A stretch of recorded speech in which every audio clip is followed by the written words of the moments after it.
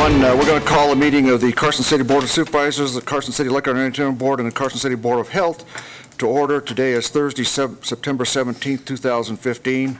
It is 8:31 a.m. We're at the Community Center Sierra Room at 851 East William Street in our very own Carson City. Sue, could we get a roll call for the record, please? Good morning. Supervisor Bout. Here. Supervisor Bonkowski. Here. Supervisor Bagwell. Here. Supervisor Scher. Here. Mayor Kroll. Here. We have a quorum. Thank you. Could we call on our good friend Mark Sear from the Salvation Army to get us started? Good morning, Mark.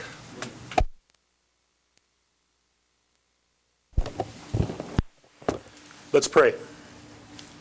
Our God in heaven, Father, we thank you for our city supervisors and other leaders that are here, that are gathered here today. Help guide them as they seek to determine the future and direction of our city. Lord, I ask your blessing and strength to be on each of them. Give them wisdom and understanding. Help them see clearly the needs of our city and its people. Help them lead with unity of vision and unity of spirit.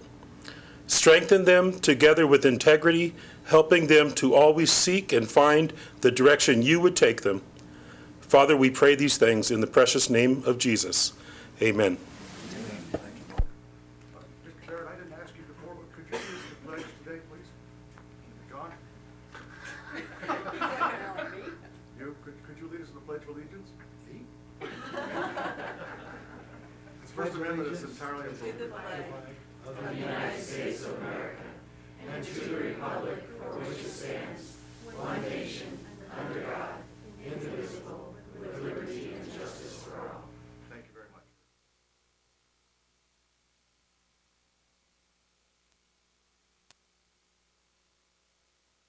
We'll move to item number 5. This is a time for public comment. Public to comment on and discuss any topic that's relevant to or within the authority of this body. We also have public comment generally during each of the agenda items and at the end of each agenda. Anybody, I know there's a couple who talked to me, but come on up. Good morning.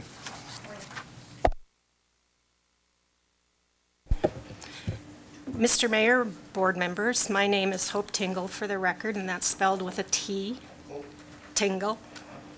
And I would like to talk about 2 items. The first one being a change in the city ordinance that would disallow any parking of RVs, travel trailers, utility trailers, boat trailers on the city streets. Right now, I live behind the Walmart, North Carson Walmart, and there are tons of vehicles that are parked on the street, that have been parked on the street for months, if not years. And they sometimes create a traffic hazard depending on where they're parked, such as right on the corner so you can't see around them. So I would like the board to consider a change in that ordinance. I would also like the board to consider instituting a leash law in Carson City. I understand there is not one currently. When I walk my dog, which is usually twice a day, once in the morning, once at night, I often encounter people who don't have their pets on a leash. Mine is always on leash. And when their dogs charge mine, and they tell me their dog is friendly, I have to tell them mine is not, which is why I carry a piece of PVC to keep their little dogs away from mine, who is not friendly. If anything were to happen, God forbid, I would be liable for it because my dog is a hybrid and considered dangerous. So I would really like to have some sort of leash law instituted to keep that kind of situation from occurring. And that's all. We'll look at that. It may not be correct on the leash law, but we'll look at it rather than... Yeah, I was told there was not a leash law in Carson City. Yeah, we'll look at it. That there are certain areas you can have your dog Right. on leash, off Or leash, off but leash, generally there's no leash law in town. Okay. All right. Thanks, Thank Hope.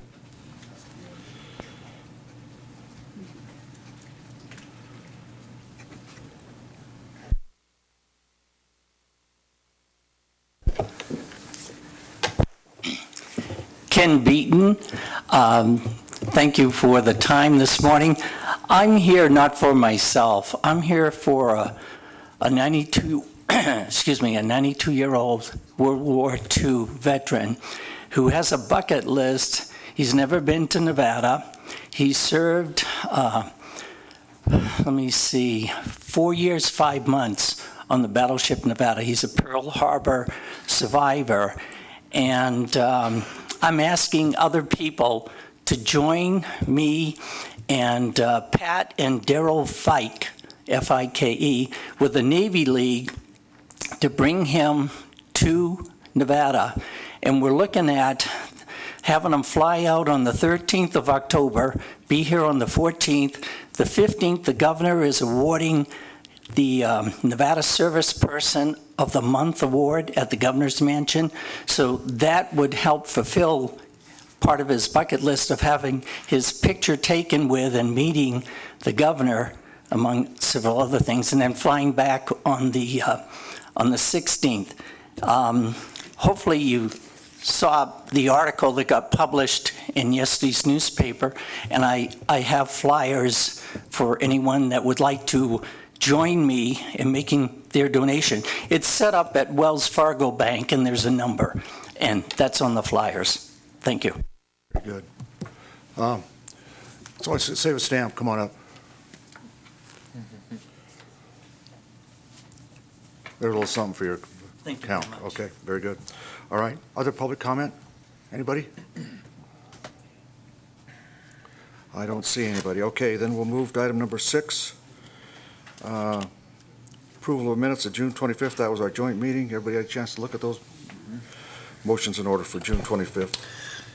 I move to approve the minutes of the joint meeting of the Carson City School District Board of Trustees and the Carson City Board of Supervisors with the corrections detailed in the errata sheet that was passed out this morning. Second. There's a motion and a second on the motion. Discussion. Hearing none, seeing none. All in favor signify by saying aye. Aye. Opposed, nay. Carried unanimous. Let's take up minutes of August 6th, 2015. And I have a question. Question.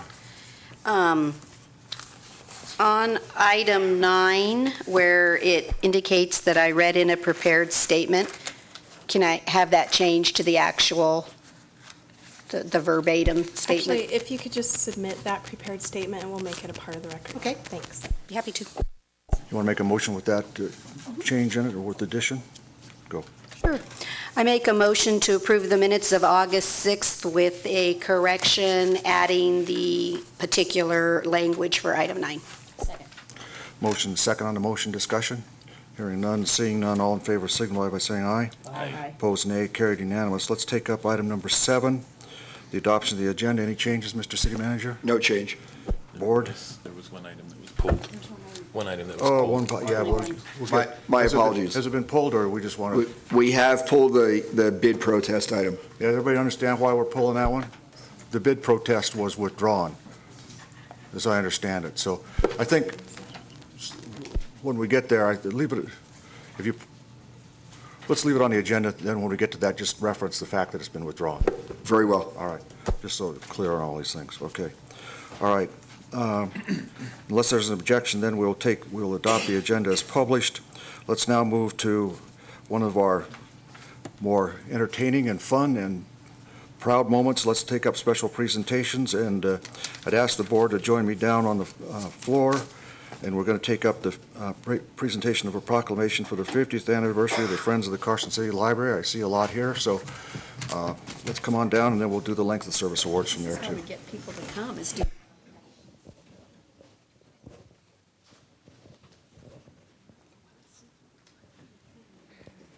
Actually, he'll present it to you, and then we'll probably all take a photo. Okay. Right here, let's go.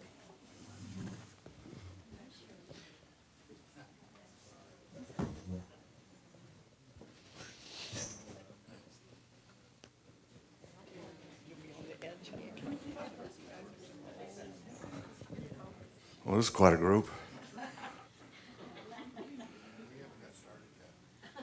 We haven't got started yet? My brother's here, so I might want to end right now. Okay. This is a proclamation for Friends of the Carson City Library for its 50th anniversary.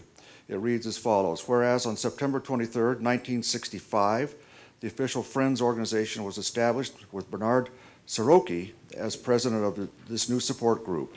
And whereas in 1971, using marriage license fees and a grant from the Fleischman Foundation, the city purchased and constructed the new library on Roop Street. And thanks to another Fleischman grant foundation, Foundation grant awarded in 1980. The addition was completed in 1982. And whereas during the early years, basic dues for members of the Friends were $1 a year. The organization was very active with quarterly meetings, potluck dinners, author events, and book sales. The book sales were one-day events at the Carson Mall, usually bringing in several hundred dollars. And whereas over the past 50 years, many Friends have come and gone, but the goal has remained the same, to support our public library. And whereas the mission of the Friends of the Carson City Library is to support and promote the purposes and activities of the library and its community, and whereas the bulk of fundraising is from book sales and the funds are used solely for books, periodicals, art reproductions, technological equipment, furnishings, and other equipment that would not be available through the budget process. And whereas the new Browsers Corner, located at 711 East William Street, right across over there, was opened with a ribbon cutting on April 12, 2014. Book lovers everywhere were delighted and have welcomed Friends of the library with open arms. Donations have increased, sales have doubled, and they have truly become Carson City's premier bookstore. Now, therefore, I, Robert Kroll, Mayor of Carson City, on behalf of the Board of Supervisors, do hereby proudly proclaim September 23, 2015, Friends of the Library Day in Carson City, and ask our community to join with me in thanking the Friends of the Carson City Library for all they do and wish them a happy 50th anniversary, dated the 17th day of September 2015. Phyllis, can I give this to you? And then how about having some of the folks here with you say a few words, and you too. So here you go. You want to say anything? You want to say anything? He's never kept his mouth shut with me. I've worked there for 40 years, man, and he never was shy about telling me what to do. Okay. He's mellowed over the years, Bob. He still gives it to us in meetings, but that's okay. I accept this on behalf of the entire Friends of the Library organization, which numbers almost 300 members now. I especially accept it on behalf of the 50 or so volunteers who run the Browsers Corner bookstore. They are there every day, some of them 50 hours a week, some of them 3 hours a week. We really appreciate the acceptance of the community of the store. Donations have been overwhelming sometimes, but without them we wouldn't have a store because that is our inventory. So please keep bringing them. We are actually celebrating this 50th year for an entire week at the bookstore from the 28th through the 3rd, and there will be something special happening every day of that week. So drop in one or more days and see what it's all about over there. Again, thank you on behalf of the entire organization. Bill is here to kind of represent the people who kind of started in the early years of the group. Frida Ford was supposed to be here, but she had forgotten that her husband had a medical appointment this morning and she had to back out. Diane Baker is here representing the library. She is our new business manager, standing in for Sina, who is at a library conference. And just thank you to everybody, all right? Thank you. That's wonderful.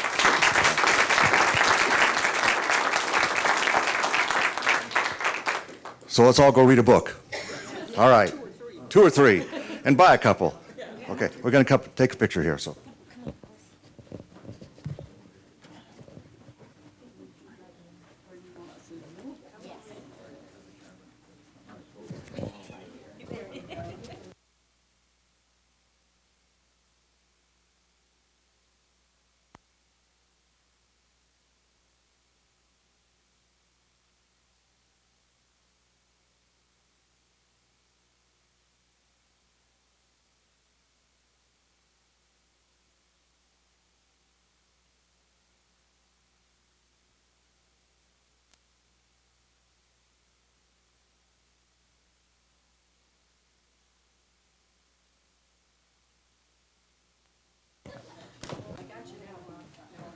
I bet, you know. Well, he's old.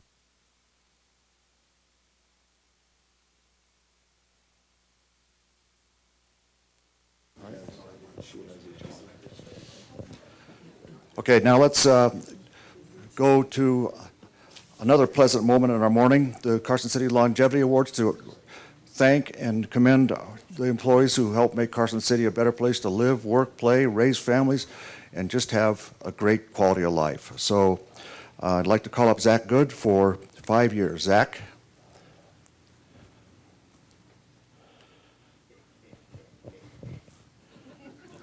I hear somebody saying something.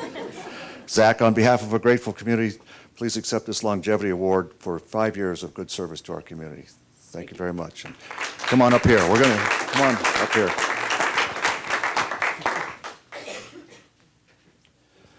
Michael Jerems. Michael? Good morning, Michael. How are you this morning? On behalf of a grateful community, let me present this longevity award to you for 5 years of continuous and dedicated service to our community. Thanks for all that you do. Thanks. Come on, here. Let me shake your hand. There we go.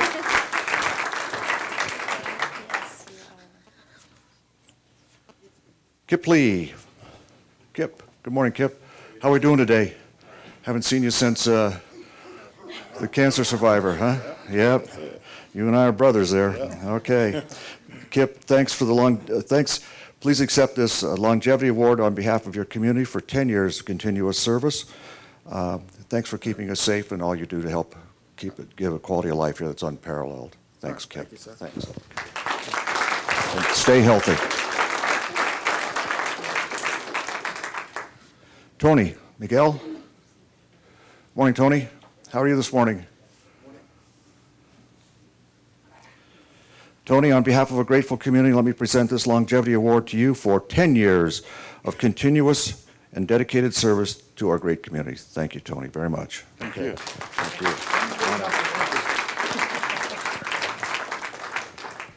I don't know this person. Lena? I'm going to see you in a little bit here, right? Yeah. Okay, Lena. On behalf of a grateful community, let me present this longevity award to you for 10 years of continuous and dedicated service to our community. We see you here a lot on Liquor and Entertainment Board stuff, so I know you go through a lot of different things on that one. Thanks for 10 years of service. Thank you.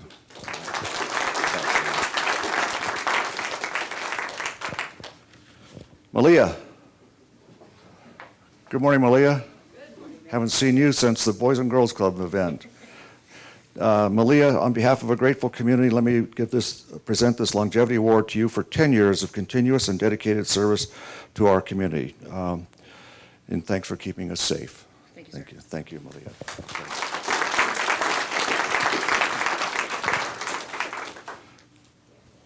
Daria. How you doing, Daria? Good, how are you? All right. Boy, 15 years? 15. It was good to see you the other day. On behalf of a grateful community, let me present this longevity award to you for 15 years of continuous and dedicated service to our community. Thank you very much. Come on, that's great. Come on. Julie. Harkle Road. Julie, good morning. How are you today? Good. Good. Julie, on behalf of a grateful community, let me present this longevity award to you for 15 years of continuous and dedicated service to our community. Thanks for everything that you do to make us a great place to live. Thanks. Thanks, Julie. Keep up the good work. Good. Come on. This is Detective Sam Hatley. Detective Sam. Good morning, Detective. How are you? Detective Sam Hatley. Whew. Man, I don't know, boy. Make me look like I'm an ant. An A-N-T. On behalf of a grateful community, let me present this longevity award to you for 15 years of continuous and dedicated service to our community. And I know you do. I know a lot of what you do over there. So thanks for keeping us safe, Sam. Thank you.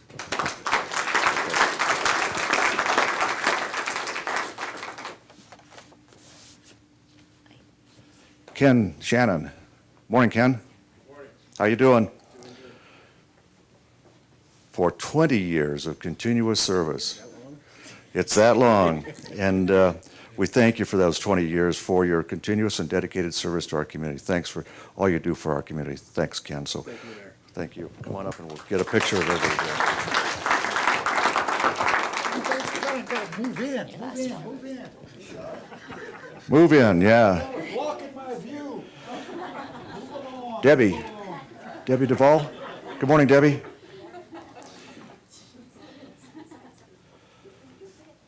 How are you this morning? You know, you've done some wonderful work for our community for 25 years. 25 years. You've seen a lot of things happen. And on behalf of a grateful community, let us present this Longevity Award to you in recognition and sincere appreciation for 25 years of continuous and dedicated service to our community. Thank you, Debbie. Thanks. All right. 30 years? How many, Curtis? Curtis Horton, 30 years. Yeah, is Curtis here? He's not here. 30 years, how many years? 30 years. 30 years. And Bob, yeah. If we penalize him by 5, he has to go another 5 years. If you didn't hear that, he said if we penalize him for 5, he has to go another 5 years. That's our sheriff, man. You know, don't get any better than that. Okay. All right. Well, so we're going to come up here and take a picture. And anybody else wants to take a picture, that's fine. Okay. If there's any family members here, come on up.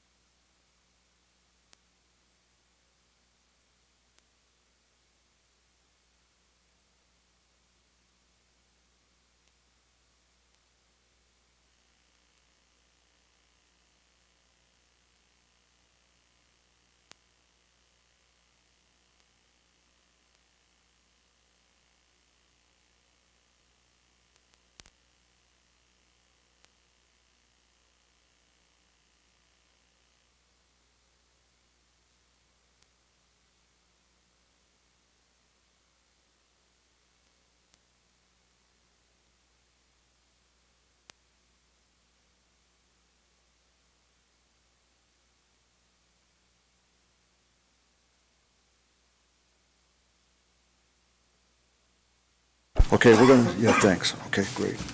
We're now going to recess as the Board of Supervisors, and we're going to reconvene and call to order the Liquor and Entertainment Board. And we'll take up public comment on the matters relating to the Liquor and Entertainment Board at this time. Anybody? I don't see any. Okay, so then we'll take up item number 12. This is possible action to approve the liquor license location transfer for Jammy Inc., DBA Ben's Fine Wine and Spirits from 444 East William Street to 3777 North Carson Street, Suite 105. Lena? This item is to approve the liquor license location transfer of Jammy Inc., doing business as Ben's Fine Wine and Spirits from 444 East William Street to 3777 North Carson Street, Suite 105. Jamal Kashmiri will remain the liquor manager. What they've done is they've moved their location, and currently they're going through some renovations inside the building and looking at opening in October of this year. Staff is recommending approval. Today, Ashley Carey is here representing Jamal Kashmiri. Come on up, Ashley. How are you doing this morning? Good. Why don't you tell us a little bit about what your plans are, how business is? Business is great. Our new building is huge, so we're excited. And our plans are just to move our location. What we wanted is a bigger building, and Jamie obviously wanted his own building, so. Very good. Have we had any difficulties at Ben's at all? Any difficulties at Ben's? No, they're really quick service. You're ahead of the power curve today, Sheriff. No, outstanding business, sir. Thank you. Very good. Board members, comments or questions? Motion's in order. I move to approve the liquor license location transfer of Jammy Inc., DBA Ben's Fine Wine and Spirits from 444 East William Street to 3777 North Carson Street, Suite 105. Jamal Kashmiri will remain the liquor manager. Second. Motion and a second on the motion. Discussion, hearing none. All in favor signify by saying aye. Aye. Opposed, nay. Carried unanimous. Thanks very much. Thank Say hello you. to Jamal. Have a good day. Do well. Thank you. All right, we'll now move to item 13, concluding public comment under the Liquor and Entertainment Board. Anybody? Seeing none, we'll then adjourn as the Liquor and Entertainment Board and reconvene as the Board of Supervisors. We'll take up item number 16. This is for possible action to direct the Carson City Treasurer to sell after giving notice for sale for a total amount not less than the amount of taxes, costs, penalties, and interest legally chargeable against a number of properties. Madam Treasurer, how are you doing this morning? I'm good, thanks. How are you? Go for it. Good. This is an item that comes to the board annually. Right now, it shows the list of the properties that have been delinquent. This is, they're in their third year, so these are the 2012, 2013 taxes. And at this point, we're just asking the board to give us an order that we can sell the property. We've set the sale date as March 31st of 2016. Karen. Hi, Gail. For the record, can you just explain what efforts you've gone through in order to collect these taxes and penalties from these various locations? These people have gotten several certified letters sent by the Treasurer's Office. They get one, the taxes, the fourth installment is due in March, and so they received a letter 30 days after that. There was notification in the paper, all that sort of thing people have seen. So they've gotten the letter every year. They also got another certified letter in April of this year because they have had a 2-year redemption period in which to pay off these taxes, and so that ended on June 1st of this year. And we took a treasurer's certificate at that time, and then actually way back a couple years ago, and then at this past June, we now have a treasurer's deed to the property. All right, thank you. Appreciate it. So Gail, you mentioned that there's a two-year redemption period. So on all of these properties, they're all at a minimum 3 years delinquent on Yes. their taxes, correct? Yes. That's the requirement before we can actually take a tax deed and then move on to the sale. Right, correct. Thank you. Other comments or questions? Lori? Can you tell me what the property is that's William Allen Seniors Trust on 008141? That's the Comstock Mobile Village. It's Comstock? I actually spoke with Mr. Allen yesterday. He came to the office at the end of April. I spoke to his wife in July, and I spoke with John Allen yesterday. And he is hoping to get this full amount paid off by the middle of October. Oh, he's going to try and cure it. Thank you. Very good. Jim, Supervisor. That's good news that he's going to pay it off. How delinquent is this? Is this 1, 2, 3, or how many years? 3 years. 3 years. So that's at the max, correct? Yes. Thank you. Okay. Public comment on this issue? Anybody? Don't see any. Motion's in order. I move to order and direct the Carson City Treasurer to sell after giving notice of sale for a total amount not less than the amount of taxes, costs, penalties, and interest legally chargeable against the property as stated for the list of properties set forth in the agenda posted and published for this meeting. Motion and lots of seconds. Okay. On the motion, discussion, seeing none, all in favor, signify by saying aye. Aye. Opposed, nay. None, hearing none, carries unanimous. Thank you, Gail, very much. Okay, let's take up item 17, the action regarding juvenile probation, to approve eliminating the hourly part-time youth advisor positions at the Carson City Juvenile Detention Center and creating a full-time youth advisor position in the place of the part-time positions. Good morning. Good morning, Scott, Mr. how you Mayor, doing? members Tell of us the what's board. going on here, and why we want to do this or why we don't want to do it. Okay, Scott Davis, Juvenile Detention, and I'm here today to seek approval to eliminate the on-call hourly employees at the Carson City Juvenile Detention Center and replace them with one full-time employee. Historically, the on-call employees have supplemented full-time staff. I think in beginning of when they first were initiated, they were to be additional staff for when the population was extremely high. Over the years, the ratio between staff and kids has changed. So they become more of a supplemental to the overtime budget and for days off for full-time employees. Well, since the implementation of the Prison Rape Elimination Act and also the changes in some legislation, the background and the training required for a juvenile services employee, especially detention, has become extremely extensive. And a background, just to kind of put you through it, is similar to a law enforcement background, minus the psychological eval and a credit report.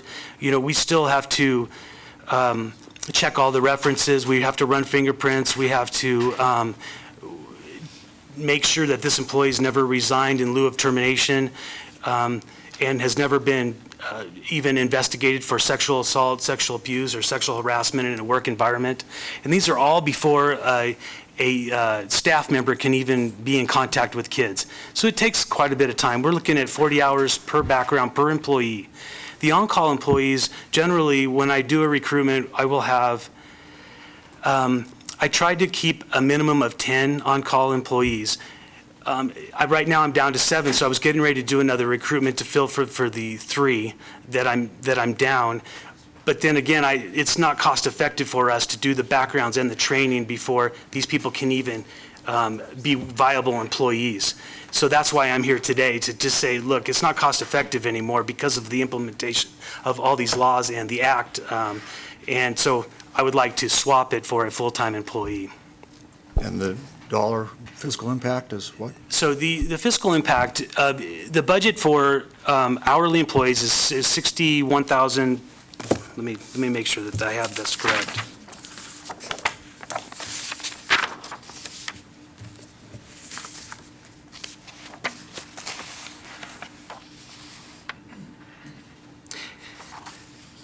The line item for hourly employees for juvenile detention is $61,534.46. I'm sorry, $61,430. The impact for a full-time employee at the starting rate of $19.10 per hour, employee paid, is $61,534. So the impact would be $104.46 for the first year. Now, obviously, I can't predict what will happen after that. It all depends on PERS contributions, increases, or an employee's ability to become satisfactory, above satisfactory, or excellent in their evaluation process. But there is overall a cost incurred, but that employee would start at the bottom rate in compliance with the city's policy on initial hire. Very good. Questions of Mr. Davis? Supervisor Shirk. Good morning. You're going to have 2 full-time employees. How many part-time employees will you have on call? Will you have any, if you hire a full-time employee, you'll have 2, is that correct? No, sir. I'm asking for one full-time employee. Okay, I'm sorry. But you have 1 full-time presently, or no full-time employee? I have 13 youth advisors, 1 cook. This would make 14 people. 14 full-time? Yes, minus the cook, correct. How many part-time will you have? Will you still have any? None. No. So my intention is to hire from the current on-call staff if I'm approved for this position, and then I would set a date for the elimination of that on-call hourly. It's really not a part-time position. It's more of an on-call position because they're not guaranteed any hours. We may go 2 months without calling one of them to work. It all is dependent upon staff and days off, vacations, FMLA, workman's comp, any type of those issues. So the on-call positions are going to be eliminated. You won't have those anymore. Correct. You think there will be any position or any days that you may need an on-call when you have 2 full-time employees call in sick or need a vacation? You're going to be perfectly covered? You'll be all right? What I would do in that case would be, as the jail does, or, they don't have part-time people, so you use overtime. And I'm not asking for additional money in my overtime budget. I believe that we have sufficient funds to cover what we're asking for. One of the quick questions you did answer in my email, which I appreciate, you'll be starting at the bottom tier hourly-wise, and then you kind of went into, it'll take a number of years to get up to the top tier, correct? Yes, I was guessing 10 years. There again, I can't predict the future on this employee, this specific employee, or PERS or any other issues. Thank you very much. Good morning. Can you tell me how many hours you utilized last year for your on-call? No, I don't have that information in front of me. It wouldn't be an accurate estimate anyways. I could tell you what the how many hours we utilized for on-call employees, but there's times where we make a phone call to an on-call employee and they're not available. So we supplement that with overtime, with full-time staff.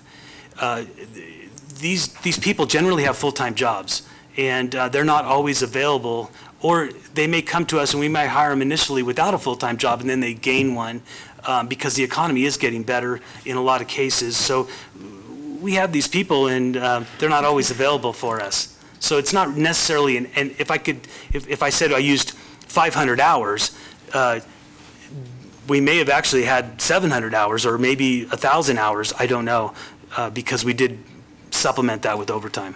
Well, then how many overtime hours did you utilize? I'm trying to ascertain the need for the position itself. If you're not able to use the on-call because they're not available, how many hours are you using then in overtime so we can determine whether or not a full FTE is necessary for the function of your, I'm trying to articulate that. I understand. I don't have that answer, not in front of me. As far as it being comparable to one or the other, it's fluid. I don't know. So why do you need the position? Because under the Prison Rape Elimination Act, the staff ratio is 1 to 8 during waking hours, and 1 to 16 during sleeping hours. We utilize direct supervision. We're not like the jail where we can visually see something in another area and be okay, or use video monitoring. We actually have to have a staff present with eight kids every time we have kids out of their rooms, which is 95% of the day, because they're constantly doing something. So it's labor intensive. As far as the need for that, I would not, currently I have one shift that's not covered by a full-time employee, so I backfill that with either overtime or with the on-call. And then you add that with the days off or workman's comp or FMLA, then that's where I end up with using my on-calls the most. If I have a full-time employee, I could put that person to a shift, and that person can fill a shift for 5 days a week. That right there would eliminate the majority, if not all, of the need for an on-call. So would we see a reduction then in overtime that would offset the future year's costs of this position? I would say that the overtime would basically stay the same. What you would see is you wouldn't see the seasonal or hourly budget, obviously, because it would be gone. But that supplements that overtime. So it may increase, but my prediction is it would stay relatively the same, consistent with the last 5 years. Thanks. I was kind of heading down the same road as Lori on this. I'd really like to see more information, such as how much of the on-call line item is actually used in the last couple of years, how much overtime is actually incurred, and a better explanation of why, if we add an FTE, that the dollar amount spent on overtime wouldn't be reduced. To me, that's a positive benefit of adding the FTE, because we're offsetting overtime expense by the salary of this FTE person. If that's not the case, if we're adding the FTE, we don't have the information on whether we're actually using the $61,430 in the budget line item for the on-call, but we do know that we'd be using the entire $61,500 for this new position. It just seems like we don't have really enough information here to make an informed decision. So, my preference would be to have that information provided to us and have this item brought back to us. I understand. I think, and to be honest with you, the reason I'm here today isn't so, I understand your position. I'm trying to explain that it is extremely time-consuming to invest in an employee, an on-call, that may only work for us maybe twice in a year. And, you're investing many hours and training into this person that's not a viable employee. And then that's a constant revolving door for hiring. I mean, we're not talking about just us. We're talking about human resources. We're talking about the sheriff's office who assist us in our backgrounds. We're talking about the Department of Health and Human Services who assists us also in the background process. I understand the FTE versus the on-call. We can continue in the way we are, but understand that it is extremely time-consuming, and we're unable to effectively do our job because we're constantly training and hiring for people that may or may not be able to do the job due to legislation. I mean, these are requirements by law. I don't have a control over that. Scott, I understand that you're talking about efficiencies. Correct. Rather than the financial impact. And what I'm saying is that I don't necessarily have an objection to that, and I would probably be agreeable to this item, but I just don't feel like we've been provided enough information for me to say that today. Okay. I'm in agreement with that, although I have a tendency to support this because I understand the inefficiency of continually training employees that may or may not perform. My question to you is, if in future this goes forward, the person that you pull up from the ranks from your on-call, how long will it take to get them up to speed? With the recruitment, by the end of the year. Thank you. Out of the part-time employees that you have on your staff, in your answer to me, the background check's about 40 hours, and it could take up to 80 hours, and you've had 10 people go through it in 2013 through 2015, if I understand your answers correctly. So dollar-wise, there's quite a significant funding to just train them to get on staff, and then you go on to say that these persons who do fill the on-call have part-time jobs. They're not full-time, on-time call available. You call them, they're there. You have to go through a repetition of, are you available, and you could not have them. So just the training of these part-time employees versus the time and staff puts in to getting them to help on call, which they're, I think, not available 50% of the time from my answers that you gave me, it is beneficial or financially a good decision to proceed forward with this, regardless if we have the financial data and spreadsheets to justify it. Can you assure this board that we're looking at a cost savings should we hire a full-time employee versus continuing down the pathway we've been on?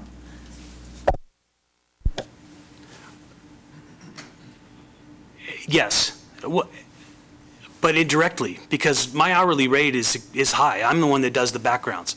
I'm the manager. I do the backgrounds. I do facilitate the training. I don't personally do the training, but I have to take somebody off the floor to train this person and then backfill that position. We're a 24-hour facility.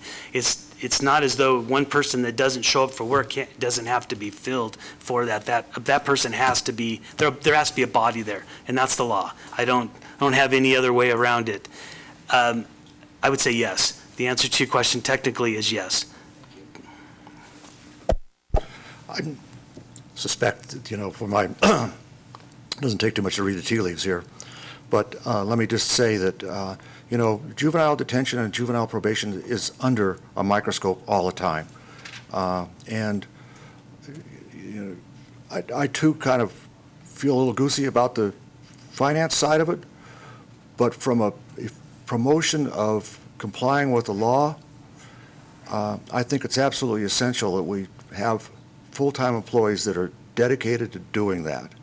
And I think we're going to be better off because people do, I know the Supreme Court looks at it a lot. There are and the legislature does it all the time. So I think what I'm going to ask you to do, unless there's an objection from the board, is come back, take a look at, the finances. Tell us, what you spent in overtime. Tell us what, I know you may not be able to break it down as to whether it's, for the part-time or otherwise, tell us what the line item, we got the line item of the budget, tell us what's actually been spent in that, and then so we can kind of get some ideas of what the cost is going to be. And I think that's what people are looking for, is kind of an assurance about the cost. And you've already said that it's going to probably result in the savings. And so we'll see about that. But I think, we also, I think what you're also hearing here is that we're also sensitive to the need that you've got. So don't take this the wrong way. We just want to know that there's, what all the details are. All right? So, okay? Okay, thank you. Public comment? Board, unless there's an objection, we'll have a vote if we do it, but unless there's an objection, I'd just like to table this matter, come back to the next board meeting and bring that data with you if you could. Yes, Mr. Mayor, thank you. Thanks. Okay. All right. All right. Okay.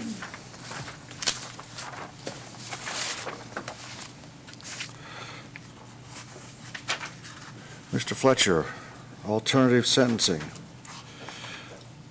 You want us to approve a grant award of $50,000? Why would we want to do that? Excuse no me. No match, no nothing? That'd be nice. Okay, go. Good morning, Mr. Mayor, Board of Supervisors, Tad Fletcher, the Department of Alternative Sentencing. With me is Regina Baca. She's our case manager. This grant was approved for $50,000. It's roughly $2,000 less than last year. We've had some increased costs with the acceptance of Pontifex, and we are looking for an additional $32,720. In fees in the program, electronic monitoring, drug testing fees, and all that we collect, we bring in about $36,000, and that's going to go up this next year. The difference between the grant this year compared to previous years is, in previous years, the grant was just for the DUI diversion program. Last year, we added our misdemeanor treatment program for our misdemeanor offenders, and this year we've been able to combine all three specialty courts. So we have mental health court, DUI diversion, and the misdemeanor treatment court that Ms. Bach is going to be the case manager for. In each of those programs, the DUI court, if you watch the numbers, they'll run from about 20, I've seen it go all the way up to 32 people in that program at any given time. Some people fell out, some people, the majority of them succeed. More people succeed than fail. The mental health program runs between 30 and 40 people in that program, and the misdemeanor treatment program is currently at 10 people. We just started that program July 1st, and we're looking to cap that at about 25 people, but that number, depending on the court, can grow. We have some in-kind match in there that we're using to offset the remainder of the grant between drug testing supplies, office equipment, use of our equipment, and all of that. And in the grant, it was approved for partial funding for a DUI case manager and a part-time hourly probation officer. We're able to budget for the part-time officer, so that portion's budgeted for. But what we don't have are the funds, the $32,720, to fill the remainder of the DUI case manager's position. I got a couple. I don't know who went first. Lori, go with that, Brad. So let me clarify. Are you indicating that you'll actually need a $32,000 enhancement to your budget line? Right, that's the match for this grant. Huh. And what did you use for match in the prior years? Because this is an ongoing grant from year 2000. Right, it's a one-year grant that we have to apply for every year. Last year, when I came in front of the board, we offset the same. We had some in-kind match, and then we also had some funds come in to match the remaining part that was her benefit package. So.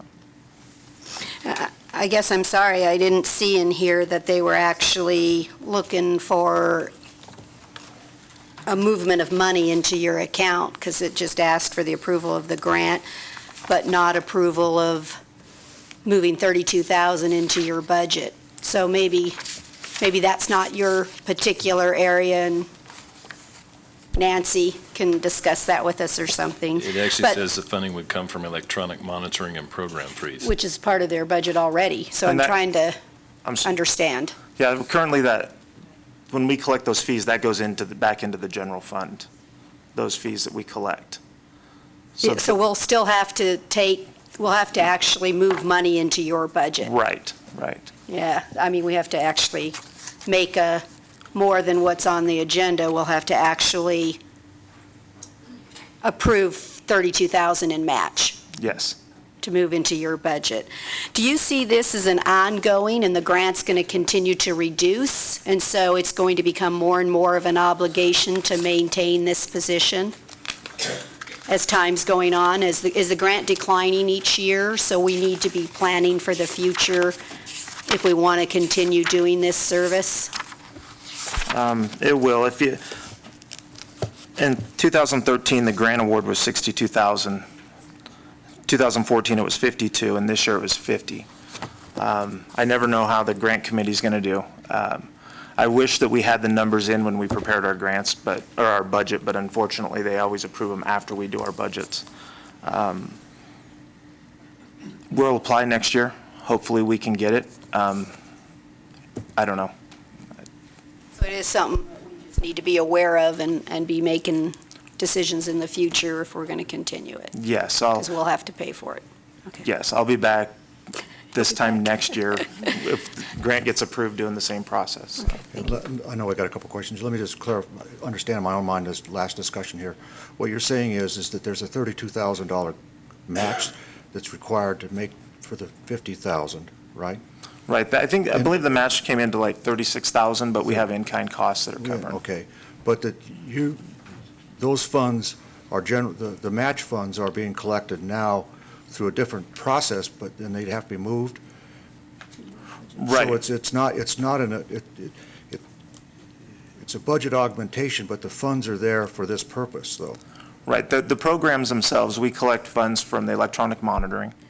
For an example, when people go onto the third DUI program, their first 6 months is very intensive, so they're hooked up to alcohol monitoring for 6 months, and they pay by the day for that service. We collect drug testing fees. They have their probation fees and all of that we collect, and then that goes into our deposit, and we deposit back into the general fund every month that we collect. Brad, then Jim. Yeah, I'll just reiterate what the mayor said. The actual match is $36,980. The cash portion of that is $32,720. The in-kind match is $4,260. There's approximately $36,000 in fees generated from the monitoring fees. And so we would be transferring those funds, which have been deposited into the general fund, back into the DAS department. Yes. Thank you. I think the confusing part of this whole agenda item is the funding, because even on the funding source, it says State of Nevada Department of Public Safety, Office of Traffic Safety. And I know you answered my questions when I sent you that, but I think clarification on where the funding is and how it's moving from one place to another would really help the board in the future, if that's possible. Just not on this agenda item, but in the future on all agenda items. Thank you. Public comment? None? Motion's in order. I'll make it. Motion. Okay. Do you want to make the motion then? Okay, please.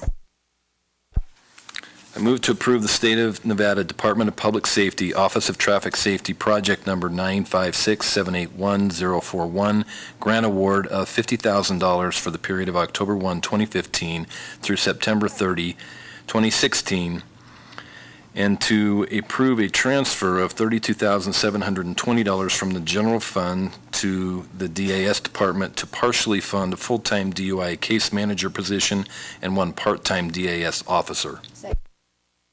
The motion second. Discussion on the motion. Hearing none, all in favor signify by saying aye. Aye. Opposed, nay. Carried unanimous. Okay. Got that one through. Thanks. Okay. Let's take up item 19. Good morning. This is the issue regarding the conveyance deed pertaining to APN 002-010-91, depicted as parcel B on parcel map 2725-B. Ruth, Go.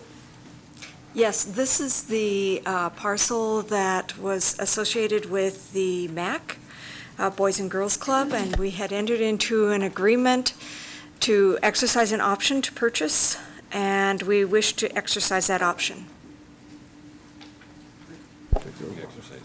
We already exercised the option. I think this is the, This is accepting the deed. accepting the deed, right. Correct. Yeah. I'm sorry. I mean, that's what we're going to ask. This is kind of check the box administrative. Correct. All right. Public comment? Board? Motion's in order. I move to authorize the mayor to sign a conveyance deed pertaining to APN 002-101-91 depicted as parcel B on parcel map 2725-B. Motion by Supervisor Abel, second by Supervisor Bagwell on the motion. Discussion? Hearing none, all in favor signify by saying aye. Opposed, nay. Carried unanimously. Thank you, Ruth. Okay. Let's take up the next item where you are, 19B. This is to consider the adoption of a resolution determining the sale of city property located at the northwest corner of West Roland Street and Voltaire Street, APN 009-271-04, consisting of approximately 400 square feet, is in the best interest of the city. Tell us what's going on here. And what are we going to do with 400 acres? That's exactly right, 400 square feet approximately. This tiny little parcel was deeded to the city due to failure to pay taxes.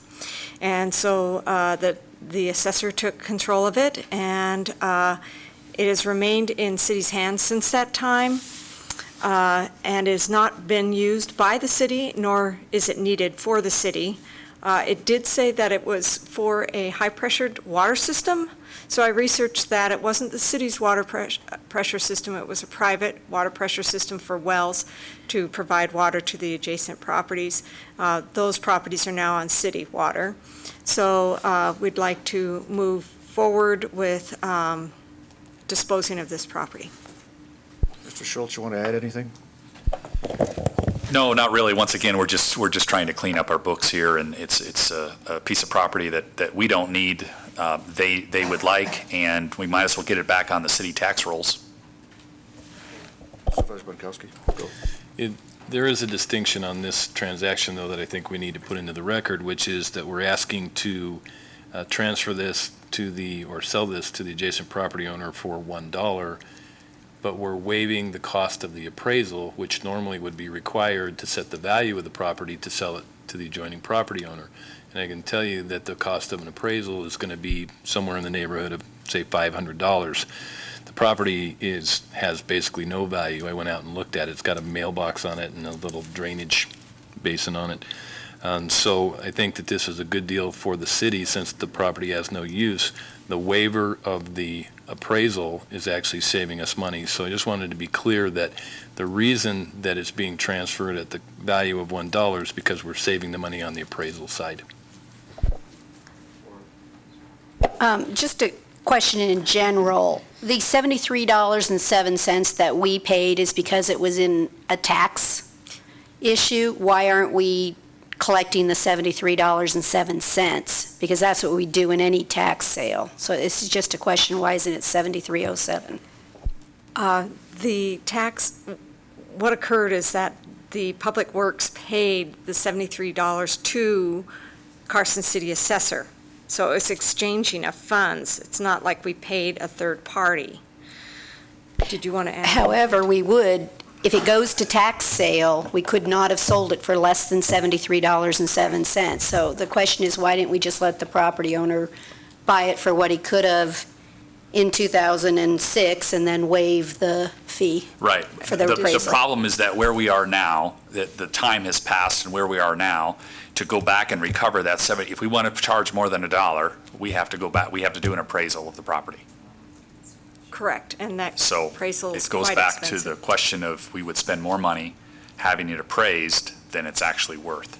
So the $74, whatever it is we lost, So you're saying there's a law that says if it's greater than $1, it's mandatory correct. to do the an appraisal. Okay, thank you. Public comment? Anybody? I don't see any. Board? Resolution. Bankowski, go. 2015 R38. I move to adopt Resolution 2015 R38 determining that the sale of city property located at the northwest corner of West Roland Street and Voltaire Street, assessor's parcel number 009-271-04, approximately 400 square feet in size, is in the best interest of the city, and as a result of its size being too small to establish an economically viable use by anyone other than the person who owns real property adjacent to it, pursuant to NRS 244.281 subsection 1E, that staff be directed to initiate a sale of the property to the adjacent property owner for $1. Motion by Supervisor Bankowski, 3 seconds on the motion. Discussion. Hearing none, all in favor signify by saying aye. Aye. Opposed, nay. Carried unanimous. Thank you, Ruth. Okay, let's take up the next item under this. This is 19C. This is to approve, possibly to approve and authorize the mayor to sign a sewer line replacement participation agreement between Herman and Emmy Bauer in Carson City regarding a sewer line, replacement of a new sewer line. Okay. Replacement of a sewer line by a newer sewer line. Okay, good. Morning, Mayor, Supervisors. Danny Rotter for the record. I'm going to sit on this side to throw you off a little bit instead of sitting in the middle. This has been a project long time in the works. The original special use permit came in 2007 sometime. It's been in various forms of approvals and resubmittals and abandonments and all kinds of stuff, but the one thing that's been in place with any of the projects of the multifamily site is replacement of the old 6-inch clay sewer line. And a condition of approval has been to replace the sewer line. I tried to explain in the staff summary a bit that it's at the end of the line, basically. So there's no upstream flow that's going to come into it. Now, code requires that if an upsizing for hydraulic purposes is required, it's the applicant. If it's required to be replaced due to age and condition, the city should replace it. This is one of those areas that, hydraulically speaking, a 6-inch pipe would be adequate.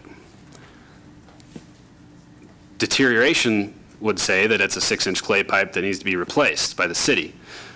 At that time in 2007, it was a pretty easy determination that, well, let's just split the costs and easier for the city to get some of the old sewer lines replaced, better for the project, and move forward. So that's been in the works since about 2007. This is kind of now bringing it forward, and I'm available for any questions. Questions by the board? Yeah, just one. Who's first here? Yep. Jim. Supervisor Shirk, go. Good morning. I did give staff the map that you gave me. I printed out some for late material. I don't know if it was able to be dispersed to everyone to show where that's at, which is very, very helpful, and I do appreciate that. Also, if you could, one of my questions was, why does this line need to be replaced versus the applicant just paying for the additional sewer line needed to reach the property line? If you could just answer that question here. So I think your question was, well, yeah, they could run a line down the street and up, but they'd be trenching and building a line that's parallel to the existing line, and it would be probably more cost prohibitive to just run a whole new line. So replacing the existing line is the cheaper alternative. Thank you. And a couple of my other additional questions was, the total funding for the city will provide $15,000, not to exceed $15,000. We're going to pick the contractor, and I asked when there's a problem with the contractor and costs go over, there is no, I'll let you answer that. There is no cost impact to the city, is there? So your question was if this permit is pulled and we're splitting the costs and for some reason something happens mid-construction that the developer up and leaves mid-construction. My response is that any development permit that comes in, or a sewer lateral or a something or other done on the private side, would have that risk associated with it. Unless it's a 100-unit subdivision like Shoals Ranch where there's a bond involved, there's some sort of level of risk there. But this instance is no level of risk greater than any other situation. Thank you, and I do appreciate the map. That really helps, and your answer on the funding sources, that was just the agenda before you came forward. We had problems where the funding was coming, and your answer to me really clarified that. I do appreciate it. Thank you. Danny, just one question that I need to be clear in my mind. That was not multifamily there before, but will be now. So that the size of the line doesn't have to be upsized in order to accommodate that? So hydraulically speaking, a 6-inch with the minimal flow that's there would work. The standard is an 8-inch PVC for maintenance purposes, and so that's the reason for the 8-inch as well as the multiple connections that are there. I don't see anybody. Public comment? Anybody? None? Motion's in order. Supervisor Abel. I move to approve and authorize the mayor to sign a sewer line participation agreement by and between Herman and Emmy Bauer and the Carson City, Nevada, a consolidated municipality, for the work including but not limited to the replacement of a sewer line in accordance with approved plans and specifications for the West Ann Street sewer main improvements. The total city commitment to this project, as specified in the agreement, shall be 50% of the construction cost and shall not exceed a total of $15,000 from the sewer fund. Motion second on the motion. Discussion. Hearing none. All in favor signify by saying aye. Aye. Opposed, nay. Carried unanimous. Thank you, Mr. Rotter. Let's take up item 20. This is a recurring item to discuss and accept or potentially accept the report on the condition of each fund in the Treasury and the statements of receipts and expenditures through September 8, 2015 pursuant to statute NRS 251.030 and 354.290. Ms. Paulson, good morning. Good morning, Nancy Paulson, Chief Financial Officer. And this is just an action to accept the report on the condition of each fund in the Treasury through September 8th, 2015. Oh, well said. Sorry. Public comment, board, go. Nancy, you know what my question is. Can you explain the receipts for sewer and water, please? The receipts for the sewer fund include the $6,300,000 in bond proceeds that we received in the middle of August, and also an additional $457,000 in state revolving funds. And in the water fund, that includes $1 million in state revolving funds. And these items were on the last report as well, so these are not additional receipts that have come in. They're just being reported on two consecutive reports. That's the case with the sewer fund, the $6.3 million in the bond proceeds.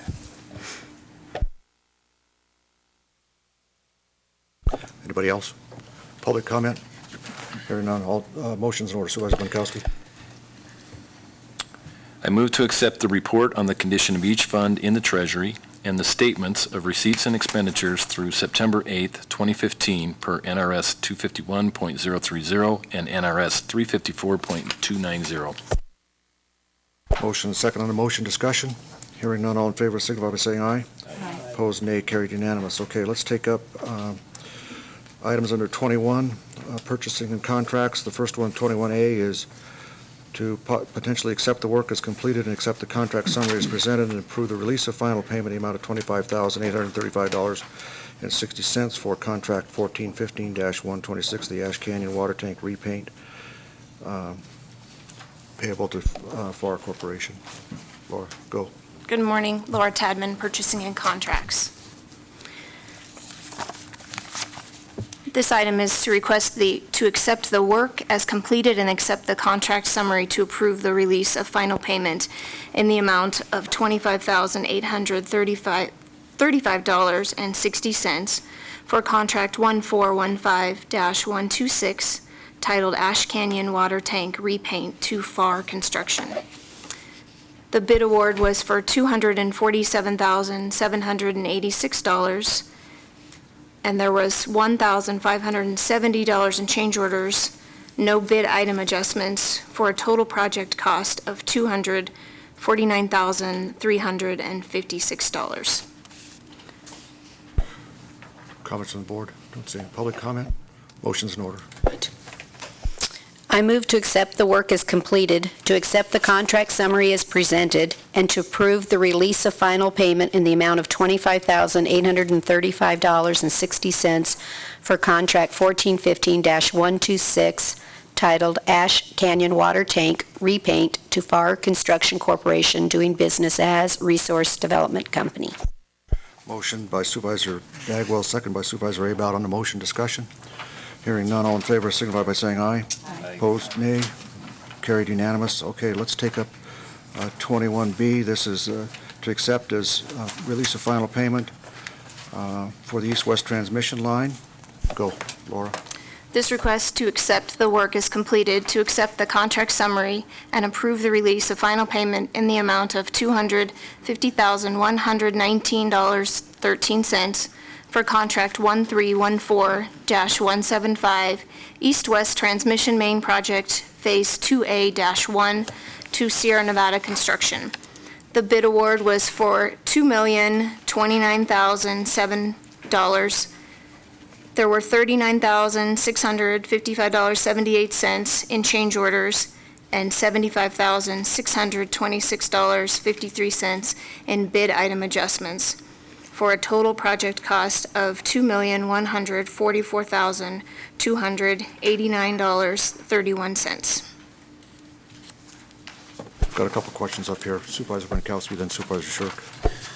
Just a request on future items, if there's bid item adjustments as part of the final cost of the project, if we could actually get that information, which is on the application and certificate for payment. Absolutely. Thank you. Supervisor Shirk. I was going to ask the same thing. Thank you. Okay, go. I just need to clarify, the bid was $2,029,000. Is that without the 10% contingency? Are you saying we went over the contract at $2,144,000? We actually awarded a sufficient bid, didn't we? Rick Cooley, construction manager. Yeah, we did have a sufficient bid. So the original bid award was the $2,029,007 with an additional contingency on top of that. Plus 10% contingency. Is what you guys awarded, actually approved, yes. Thank you. Public comment? Seeing on board? Anybody want to make a motion? Supervisor Bankowski. I move to accept the work as completed, to accept the contract summary as presented, and to approve the release of final payment in the amount of $250,119.13 for contract 1314-175, titled East-West Transmission Main Phase 2A-1 to Sierra Nevada Construction, Inc. Motion and a couple seconds on the motion. Discussion. Hearing none, all in favor signify by saying aye. Aye. Opposed, nay. Carried unanimous. Thank you very much. Okay, Laura, let's take up the Garland DBS Inc. joinder contract. This is item 21C. Tell us what's going on here. And I know we've got a late exhibit here, so. This request is to approve purchase order 2016-8807 for the purchase of roofing supplies from Garland DBS Incorporated through a joinder contract 1516-038 with U.S. Communities for an amount of $93,091.07 with a request for 10% contingency of $9,309.11 for not to exceed $102,418. A total of $188,500 for a multi-year roof replacement, restoration, repair was approved by the Board of Supervisors on May 7th, 2015 as part of fiscal year 16 capital improvements program. The Capital Projects Fund roof replacement has a current budget amount of $93,500, and the Extraordinary Maintenance Fund roof replacement has a current budget of $95,000. The additional material that was submitted was to provide more detail, so a licensed contractor will be hired to apply the product, and it was estimated to be a cost of less than $100,000. 3 informal quotes were obtained, with the lowest quote received at $83,993, so making this a total estimate of this project at $186,393.18. And I have a representative from Garland here to answer questions and from facilities. Very good. I think we got some questions here. We'll see if we need to have testimony from colleagues there. Supervisor Bankowski, then Supervisor. My first question for staff is, are we happy with the product and the ease of application and the wear factor on the community center? Ron Reed, Facility Maintenance Manager. Yeah, we are very pleased with the product. We've used it here at the community center and also at the library. Cost effective, it's a great product. We get a 15-year warranty out of it versus going to a traditional roof, which is a 20-year, which is from double to, it's a 30 to, or actually a 50 to 60% savings of going with this style of roofing material. So we could do the roof 2 times over for the same price as what a traditional roofing would cost. The coating is a 15-year warranty, no money value. Wear-wise, it's really worked well for us on the community center here and also at the library. So overlays work well as long as the structural integrity of the original roof is intact. Are we doing a structural inspection of the roof to make sure that the original roof material is sufficient to support the overlay? Yes, they go through before and do any repairs, and that's also included into the bids, is take care of any issues that there is prior to coating over the material. Thank you. Now I'm just going to get a little nitpicky. On the explanation of impact, it says, if approved, capital projects will be reduced by $102,400.18, but this contains a contingency amount. So it should actually say, if approved, capital projects may be reduced. And so I just want to make sure that we're being accurate in our descriptions because, well, never mind, I won't go into it anymore. And then the late material that was passed out, I just wanted to make sure that everybody has a clear understanding that this is a project that is going to cost approximately $186,000 and change, not a $93,000 or $102,000 project. So there was additional components to this, and I just think that we need to be very transparent on that. And the late material is very good. I like this. I'd just like to see it included in the future on projects where we're only approving, say, a portion of the project, so that we're very transparent about what the entire project encompasses. Thank you. Absolutely. Okay, so the other thing that is shown is that you're anticipating this is a multi-year contract, so because the labor to do it will extend beyond the fiscal year, is that the reason it's a multi-year instead of this is 1 year's allocation? It says multi-year on the document, late material we were provided. Nancy Paulson, Chief Financial Officer. I think that was just the name that it was given when it came to the CIP, came to the board for approval. So we anticipate doing this project this year? Correct. This fiscal year? Yes. Okay, then my other question just is in general terms, the purchase order that you're actually asking for approval, why are we putting a contingency when it's a direct purchase from Garland? Why is it a need for contingency on material? Because we have an actual quote from the vendor for $93,091.07. So why should we add 10%? I think the idea behind that was in case the freight charges changed, and also if once they got up there, they needed additional product, and that way we wouldn't have to come back to the board for approval.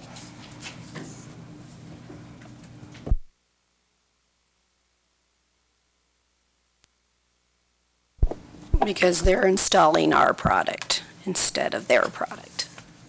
Correct. Supervisor Shirk, then Supervisor Letkowski for a second time. Can I make a comment on that? Actually, it's only for, Tim Samnega with Garland Industries. They would only be for freight. The way the spec was written and the contract is that it's an owner-supplied material. So the contractor is not allowed to mark it up. You buy it, anything that, in the contract, anything that is over and above, if they have too much waste or anything, it's on them to buy it. So that it is not, extra material is not required, period. It is only for freight. So I want to make that clear. Thank you, I appreciate that. And while you're, That makes more sense. yeah, while you have the microphone, you have anything you concur with what's been said about, so far, about this agreement? What Laura said about it? Yeah, it's pretty simple. It's through U.S. Communities. You guys, the city can buy material direct from manufacturers. You guys have been members of U.S. Communities since 2003. You've been buying stuff for a long time. And basically you get big savings because on you don't allow, that contract doesn't allow a contractor markup of 25%. So on this project alone, you're saving $23,500 just from contractor markup, plus all the architectural fees, engineering fees, inspection fees in this contract where manufacturers aren't allowed to charge. So it's Very good. Okay, adds Supervisor up. Shirk, go. In the inspection of the existing roof condition, is that labor or that dollar amount rolled into the estimated labor contract for the installation of the project, or was that paid separately, the inspection of the roof? It's part of the U.S. Commodities agreement with Garland. It's a no cost to the city. That's through the U.S. Commodities Services. It's part of that. And then to have the product installed, we'll have the labor contract, which is estimated here. Will there be a contingency on that labor agreement? And the second question is, if it doesn't have to come to the board, is it going to be part of the motion that we put the dollar amount at 186, or do we leave the dollar amount as shown on the agenda item?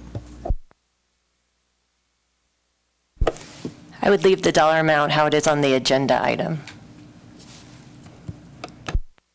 Okay, on the agenda item, not including the labor, so don't include that cost in this motion, correct? That's correct. Okay, in the labor agreement, will there be a 10% contingency clause into that? Or do we need to even worry about that at this juncture because it doesn't come to the board? Right, that doesn't need to come to the board because it's under 100,000. I'd like to go back to Lori's comments on the contingency because we had a long conversation about that. The $93,091 figure includes freight and sales tax. So my understanding from my conversation with staff was more along the lines of what Nancy mentioned, which is if they get up and they start doing the work and they run into issues and need additional materials, that this contingency would cover the extra materials. Now I'm hearing that that may not be the case. I also had the same comment as Lori that what we would want to see would be the total not to exceed materials price on the purchase order because we normally wouldn't see a contingency on materials. So I would like to get some clarification on whether it is for freight or whether it's for materials or both. Help? It'd be just freight, and it's, from my understanding is most contracts that they do is at 10% contingency. I'm not asking for that. All I'm asking for is because the freight charges, as we all know, change from day to day. So it's going to be minimal. It's not going to be 10% of what it's going to be because the freight charge is estimated right now at $1777.15. So minimum amount it would change at that point. It's not going to be at 10%. So it is just for freight.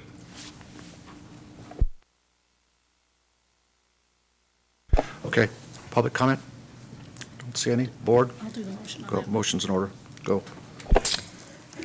I move to approve purchase order 2016-8807 for roofing supply joinder contract 1516-038 for an amount not to exceed $93,091.07 and any additional freight necessary to pay the invoice.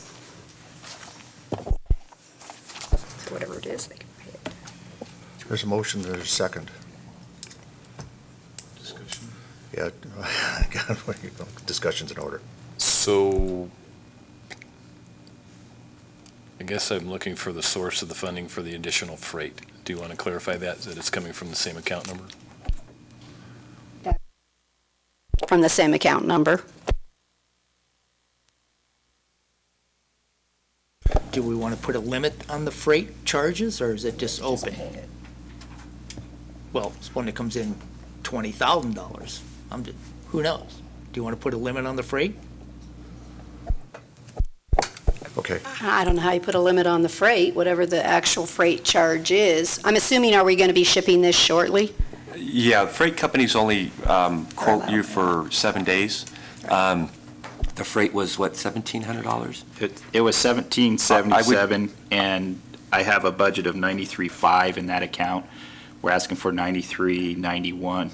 I would put, if there's a dollar limit, I would put a not to exceed $500 or more dollars, because it can sway a couple $100. That's basically all it's going to sway. Sounds to me like you're better off with the motion as it is. Yeah, that's fine. Okay. All right. Further discussion by the board? Public? Anybody? Don't see any. There's a motion, there's a second. I think we went through that. On the motion, all in favor, signify by saying aye. Aye. Opposed, nay. Carried unanimous. Thank you very much. Thanks to Garland for being here this morning. All right, let's take up 21D.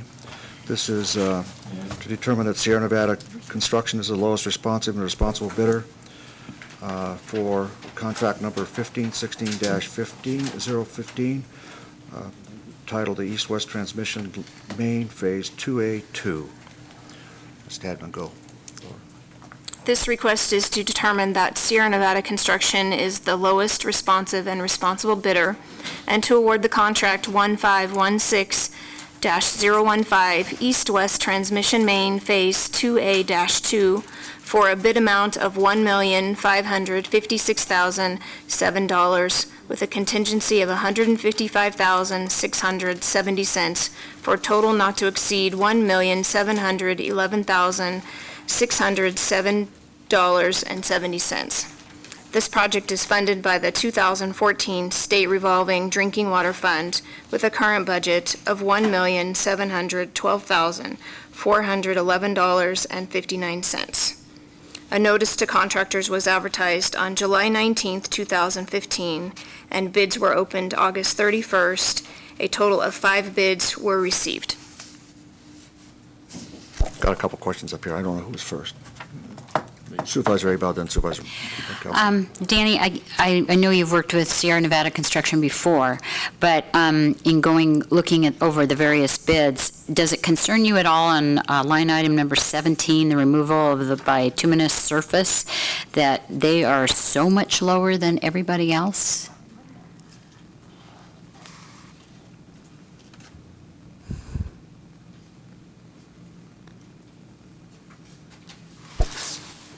No, Dan Rauter for the record, and here's why. They just got done with the section before. They know how we work, they know how to do it. Also, we don't know where they're placing, they might be placing some of their effort in other line items, even though this line item's lower. So while some of the line items go up and above or lower or whatever, the bottom line in S&C, their reputation, we've just been working with them, good relationship, feeling comfortable. So this phase takes us to Phillips Street. How many more phases to get to Quill? I was just going to update you on that. So we just finished over in front of the library here. This goes across Carson Street to Phillips. The next section, starting next fiscal year, will go Phillips to Ormsby. And then at that point, we're in negotiations here soon with the ranch property and to obtain an easement there. And then that last phase, since it won't require a lot of asphalt patching and stuff, it's open space through there, we believe we'll be able to get from Ormsby up to Quill Tank. That last section also has a booster station that goes with it. So that'll be a little bit more intensive on design, but It'll be through the open space path along Ash Canyon Creek. And you think those two phases will be completed in the next 2 to 3 years? I think it'd be within 3 years, yes. Public comment? I don't see any. Board, ready? Supervisor Raybold, go. I move to determine that Sierra Nevada Construction is the lowest responsive and responsible bidder pursuant to NRS Chapter 338, and to award contract number 1516-015 titled East-West Transmission Main Phase 2A2 to Sierra Nevada Construction for the bid amount of $1,556,000.07 and a contingency $7, excuse me, and a contingency amount of $155,600.70 for a total not to exceed amount of $1,711,607.70. There's a motion by Supervisor Raybold, second by Supervisor Bunkowski on a motion discussion. Hearing none, all in favor, signify by saying aye. Aye. Opposed, nay. Carried unanimous. Okay, let's take up the issue that we talked about at the beginning of the board meeting. This is on the bid protest by K7 Construction. It's my understanding that this bid protest will draw on. Adriana, do you want to just tell us for the record what's going on here? Or you want the city manager to do it? Either one. Anyone. Well, basically, there was a bid protest with regard to this item, and we were waiting for a bond to be put up on Monday, and it's my understanding that before the deadline on Monday, the bid protest was withdrawn by the protester. Okay, so there's no need to take this one up then? No, there isn't. All right, unless there's objection or further questions on this, we're just going to pass over this one. Thanks for the update. Let's take up the last one under this one, possibly to determine Shaheen Beecham Builders as the lowest responsive and responsible bidder with respect to contract number 1415-143 titled the Carson City Animal Services Facility. Laura. All right, staff is requesting to determine that Shaheen Beecham Builders is the lowest responsive and responsible builder to award contract 1415-143 Carson City Animal Services Facility for a bid amount of $3,063,000 with a contingency of $270,000 for a total amount to not exceed $3,333,000. Funding will come from the Infrastructure Tax Fund, Capital Projects, Construction, Animal Shelter Project account. After augmentation, this account will have approximately $3,828,463. $3,275,364 is carryover from fiscal year 15 budget. $299,999 is from the infrastructure tax revenue. $193,777 is from Cassie, and $59,323 is from the Animal Services donation.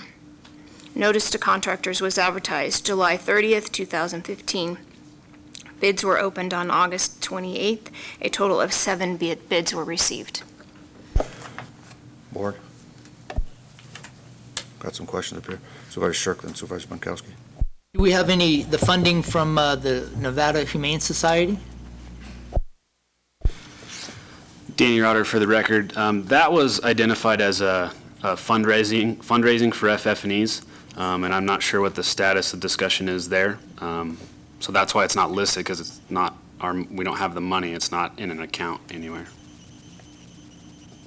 Okay, well, at a previous board meeting, they said they were going to give us X amount of dollars. I did follow up later and asked, were the funds, do we receive the funds yet before this went out to bid? So are we going to receive the money from the Nevada Humane Society as they said in the board meeting on record? I believe in the board meeting on record, they said we would fundraise for the FF&Es. I could clarify that. I asked at a meeting the other day, if you'd like. They will do the fundraising and then actually provide the FF&E. So I don't know that they'll deposit the money to us, because they'll just buy the FF&E themselves under their own, up to the $225,000 that they guaranteed. So they'll directly purchase the FF&E. And that was my understanding the other night. I'll have to go back and look at the record, because that's, from the previous board meeting, my recollection of this is slightly different, but I'll check. But I know I've asked, prior to this meeting, I've asked about that funding. I don't think I got a satisfactory answer to it, and I'm really hesitant. Although I'm in favor of the animal shelter, this should have been part of the funding source, regardless of how, the technicality of this. They stood in a board meeting and said they're going to do this, and it should be part of this, but I'll let it go. Your light's still, Supervisor Brad, then Lori, or lights on, Supervisor Pankowski. Danny, on page 3, if you look at the proposed budget and the total approved funding, we have approved funding of approximately $250,000 above what the total project costs are now estimated to be, although that does include the $225 from Nevada Humane Society. But assuming that this project comes in on budget, the savings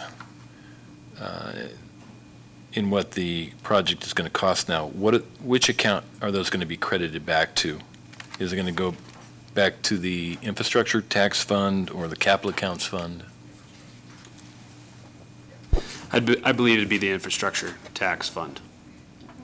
Okay. Thank you. Just as a point of clarification, I don't know that there'll actually be savings because they're going to purchase $225,000 worth of FF&E that they committed to. So I think that this display is just still showing the obligation of the Humane Society, as they did in the meeting, that they were going to buy the additional needed FF&E, and one of those was the additional potential for the run, if the budget came in, that they could supply additional kennels. It was, if we look back at the minutes, I think that's what you'll see. So I don't know there'll actually be any savings. It'll just be put into the project by NHS. There will be, from the amount that's been approved total for the project, there will be savings. So, and it will go back to that fund, whatever it is. And the FF&E expense amount is in the proposed budget. So there's still a $225,000 to $250,000 savings scheduled at this point. Correct, and I'll point out my relief that when we said 3.335 was the engineer's estimate and the bid is 3.063, that's the difference that we're talking about. We still have the 225 from Nevada Humane Society on the FF&Es, but we've reduced overall because the construction bid came in under the engineer's estimate. Public comment? Yes, sir. Morning. For the record, Fred Volz. I'm looking at two separate documents here. Exhibit A from staff, the amended cost summary for Animal Services Facility, dated September 17th for this meeting, and the discrepancy between the costs and the funding of $250,000. But I'm also looking at this list of value engineering items of things that were removed as features from the shelter. And before we talk about any savings, I think we need to take a second look as a community back at the things that were removed to try and keep the costs down and say whether any of these things should be added back in. Since we've already approved the funding as a community for this at the 478, let's take a look at this again and see what we need to do. Thank you. Thank you. Okay, further public comment? Anybody? All right. So, Laura, you want to do this? Sure.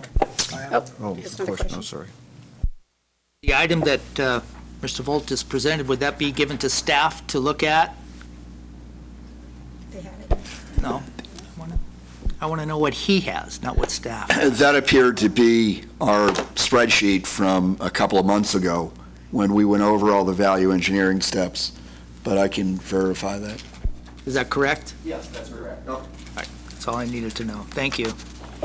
Okay, Supervisor Bagwell. Okay, I move to determine that Shaheen Beecham Builders LLC is the lowest responsive and responsible bidder pursuant to NRS Chapter 338 and to award contract number 1415-143 titled Carson City Animal Services Facility to Shaheen Beecham Builders LLC for a base bid amount of $3,063,000 and a contingency amount of $270,000 for a total not to exceed amount of $3,333,000. Motion by Supervisor Bagwell, second by Supervisor Aboud. On the motion discussion, Supervisor Shirk, go.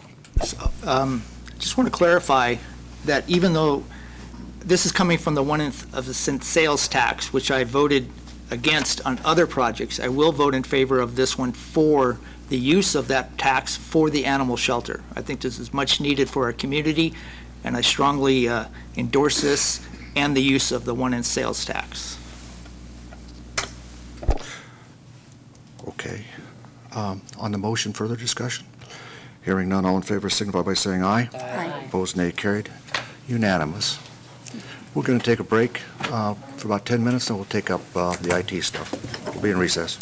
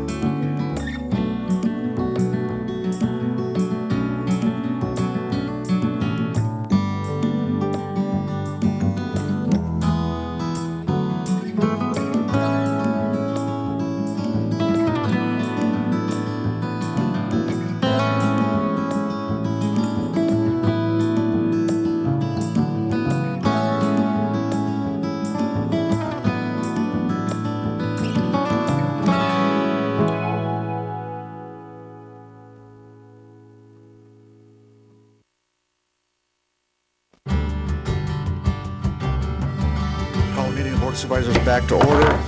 We're now going to take up item 22. This is discussion and possible action on the extension of the contract between Carson City and the Brewery Arts Center to provide public educational government access program for the period of October 1 through December 31, 2015, as a transition period for the Carson City IT Department to establish policies and procedures to provide these services no later than January 1st, 2016. Eric, you want to, or who's going to do this? You, the city manager, are you going to do it? Eric von Schimmelman, Good, go. Chief Information Officer. So we're asking to extend the contract with the Brewery Arts Center right now through the end of the year, December 31st, 2015. We're going to transition over and take over the functions that they're providing for us right now for the city government, and IT will house them with part-time employees, and we'll staff that. Okay, clarify exactly what would be going. Was it what you're proposing? Are you proposing just the government stuff or the public access? We're proposing the government side of this only. Only. So I've worked So with... who would provide the other side of that? the So public? in working with Kyle, he had asked to keep the public access side. So that's why there's a transition period here. We've got to work with Charter and figure out how we're going to break this apart. So that's the plan going forward. Along with that, what started a lot of this is we did a Kaizen event on the board action request forms and processes, and we've come up with a software solution. And with that, I mean, I can demo that. I have that right here, a few little things on that. It's going to eliminate a lot of the stuff that was already being provided. I think it's important to have a demo on that information. And Kyle, I appreciate you being here. Why don't you give us your, one, thanks for doing what you're doing at the Brewery Arts Center. You're going to continue, if this happens today, the ACC TV would continue to run the public access side of this, not the government side. Is that your understanding? That's our intention, and so I think the details still need to be worked out about that, but I think that would be, it would be great for us to be able to still be able to run that public access-wise as an educational, service for the community. There's a lot of benefits for us to still be able to do TV-related things, but this opportunity to separate the government from that, I think we fully support it. And I mean, the board talked about it, the staff talked about it, the BAC supports this. We think it would lend to a lot of great opportunities for both organizations and a lot tighter control and us to be able to focus on the arts. Thank you, Kyle. Okay, thanks to your board, too. Okay, let's, why don't you, Supervisor Shirk, do you want to weigh in here a minute? No, I was just, Okay. if I could ask Eric a question. Yeah, you want to do it now, or you want to wait till the presentation happens? Oh, wait. Okay. Sorry. Sorry. Quick presentation. Lake Oswego uses Granicus. That's our proposed vendor for the software for the agenda packet. And this is just a quick demo of what we'll end up with part of the stuff. Right now, on their site, you can just go in. I'm at their streaming media. I can search for any words that are in the agenda, and it will pull up all agenda items that mention marijuana, is what I looked up. So then, from there... Yeah. What's that? You really had to pick that one? Yeah, it's the one we all demo. Okay. Big topic. So, but from here, you can then go to the item. So, on City Council on September 1st, item 14.1 was direction on marijuana policy. You click on it, and it'll pull up a new window, pulls up the agenda, right-hand side, the video, and it skips right to the item on the video. So you can listen to it live right there. So this is, board meetings are archived as soon as the final gavel goes down? Yep, it's all archived. And it's immediately. searchable? Yes. I mean, that's others weigh in too, but I think that's a pretty big deal. I mean, that's, because there are a lot of people, rather than having to go back and listen to us talk for 8 or 10 hours, you can go right to where we got to the point, so. Yes, that's why we decided on this package and then went forward looking at this, and that's what's really spurred moving the brewery arts functions over to IT. And it's not unlike what happens at the legislature or United States Congress? Yeah. Yes, this, House of Representatives uses this software also. Excuse me. Jim, did you want to weigh in now, or you want to But just go? as we go, just ask a couple quick, that's fantastic, is the first thing I want to say. It's just really, really great. How far back will this take us on accessibility to this program, to the previous? It's only going to go forward, so we're going to have, what I can put into the software, the archives, it's not going to have the search capabilities, but the software will allow us to use the video archival for any item we want. We can put up training videos if we want later, and we can control the access internal to the city so that we can use it for policies or anything we want to put up videos on. So going forward, we'll have that It'll- access. yes. Going backwards, we'll only have access to it, but not the search mechanism. Not the correct? search, yes. Thank you. Yeah. Okay, Eric, not to get too much in the weeds, and Kyle, but, yeah. No pun intended. With the contract that was initially struck with the BAC, and the money's being supposedly for equipment, how do you see that being delineated, and what type of facility do you need for doing this live streaming? So the live stream, all the equipment in the Sierra Room is currently owned by the city. Okay. So that'll come back to us. And there was, I have an inventory list. Kyle and I are going to work on this and make sure that all the equipment that was purchased under the contract will come back to the city. From there, I will take over and then I'll increase capabilities, but I'll have to obviously purchase additional equipment to do additional capabilities, like I would like to video record meetings that are outside of this room. So we may be able to do that and not have it live streamed, but still have it archived and attached to the agendas. So that's down the future. Lori, then Brad. So my question is on the amount that you're indicating you'll pay the Brewery Arts Center, kind of goes along with, the original $140,000 had $36,000 in equipment, which was not purchased. Nothing this year has been purchased. Is that correct? Just want to make sure. Not since we've been negotiating this part of the contract. We did spend about $36,000 last year purchasing equipment. All that equipment's been inventoried and is going to be transferred over. That was the high-definition cameras and things to kind of up the quality of the productions. So that is all city-owned, what we purchased last year, but we've kind of been on hold purchasing since we've been negotiating because we didn't know exactly how it was going to turn out, so. Okay, so then, based on that, then we would not do the $70,000, we would do $52,000 to pay the brewery through the December. So I just want to clarify, there's no reason to pay them equipment money that they're not going to purchase. I mean, that just doesn't make any sense. So I just wanted to clarify, it won't be $70,000, it'll be $52,000 through the December 31st services. And then you mentioned that you might hire part-time employees, and so the thing that bothers me about this agenda item is I don't have any details. That's it. That's a nice way for me to say it. There are no details here for me to understand what we're doing, where we're going, and how we're going to get there. I did put stuff together, and it was after I had the agenda item on. Basically, I listed out all the boards and commissions that are being video recorded right now, averaged out, and it came out to about 600 hours.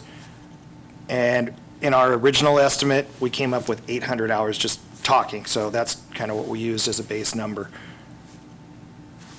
for part-time employees. And what are we going to pay them, and what are we going to do, and where's the details on your plan?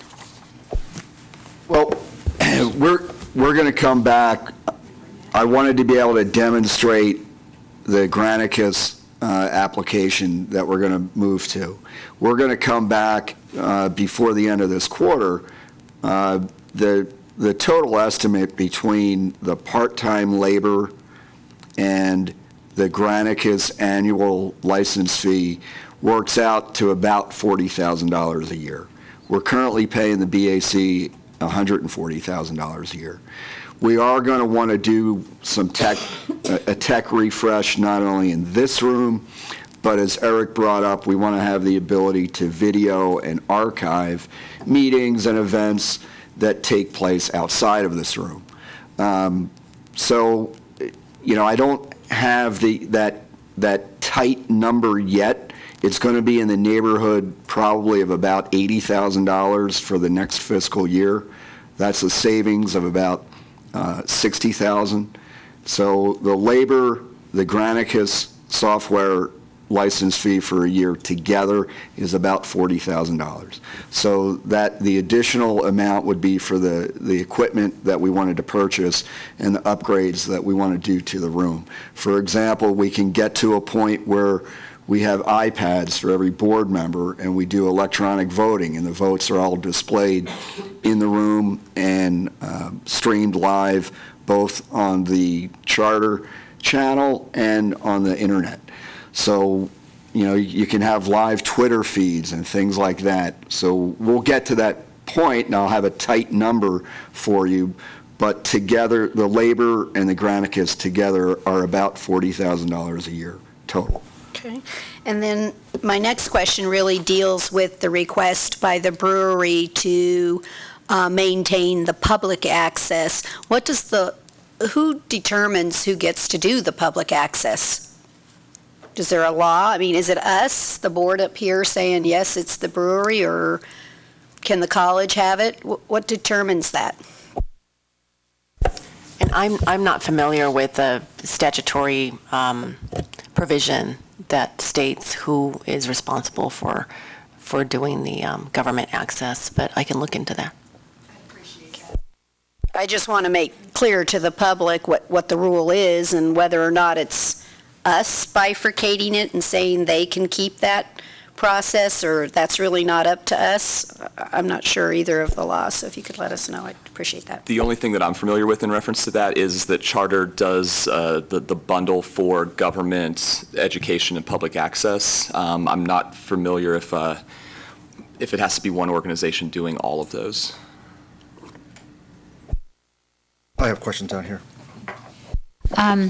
Adriana, I think you're probably aware that I had contacted Jason with regards to legality of government providing this service, and he made a comment that you may want to revise how our motion reads, and I'm not sure if that took place or not. But that being said, he does state that Nevada law does not require the city to provide a simultaneous or recorded video broadcast of public meetings.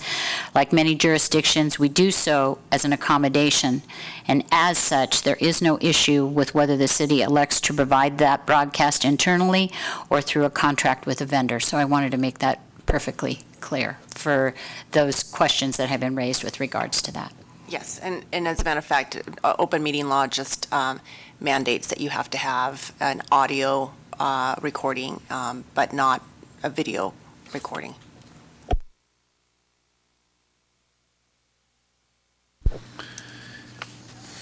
This may be a question for either one of you or both of you. When you work on the inventory list of equipment, I imagine that there's going to be some equipment that the city would consider obsolete, and if we were to take it back, we would probably just declare it surplus and get rid of it anyway. And if that's the case, I'd like to see at least a conversation take place about donating that specific type of equipment back to the Brewery Arts Center if you want it. Because if we're just going to surplus it and get rid of it, then we might as well leave it where it's at and save ourselves the staff time to move it around. We would appreciate it, and before the upgrade, that was the equipment we were using, so we're familiar with it, and we can continue to use it until, the business model that we put into place can afford to upgrade our own equipment, and we wouldn't be relying on the city with that. But that would be a huge benefit to us if we would be able to keep some of the old equipment that you didn't want. As long as we can make a determination that it's equipment that we would not use and we would consider obsolete. Yeah, we'll evaluate all the equipment. That's what the transition period's for. Public comment? Just one quick question. Supervisor, go. Eric, for the filming and everything, you're going to be using, this room back here and so forth, and the archives goes to the website. You don't need any additional space for anything for storage of cameras? Where are we going to keep all the equipment? The physical equipment? Right. We should be able to house that in IT right now. We have enough room for that. Okay. I know you have man-hours accounted for. How many personnel do you think you're going to have to oversee the filming of this? Just out of curiosity. To oversee it or to do the actual? To film it. So my estimate was 2 to 3 part-time employees, just to cover the odd shifts and scattered around schedules. And I would have one staff member in IT actually overseeing those times. And Kyle, just a quick question. The BACs, if I'm understanding correctly from the conversation we had, the board is behind this? You don't have any issues with this that I can see? No issues at all. And do you think the filming of the public access, such as It's Your City and all the other ones, will probably continue? Your best guess? Like I said, we see it as a good service that we can offer. It's Your City, even though it's not the government-related stuff, it's still community interest, and it creates that connection between the city and the populace. From the public access side, there's people that are passionate that pay to create their own public access shows. And we want it to still be there. So if a high school kid or anybody in the community had an idea of doing a show, we'd like to be able to offer that service and educate them on how to use cameras and how to edit and do everything that we had been doing through the public access before. I just wanted to make a comment before we make a motion and vote, and that is that the agenda item in front of us today is only approving an extension of the BAC contract through the end of the year. We are not approving moving to Granicus at this time because we don't have the details on that program. So just want to be clear of what we're actually voting on today. No, I agree with that, and I know when we get, I was going to raise this during discussion, but I want to thank the Brewery Arts Board for its participation in this. I think that this move, when we get to details, and we're pretty well getting those details over time on Granicus, transparency in government is important. We often talk about it. This is putting your money where your mouth is for transparency, putting your money where your mouth is. And I know that the city manager just launched, I think it was this Monday, Carson City Connect, which has had a number of people use Carson City Connect to report issues that they want to have resolved. That's, again, transparency. That's responsive government.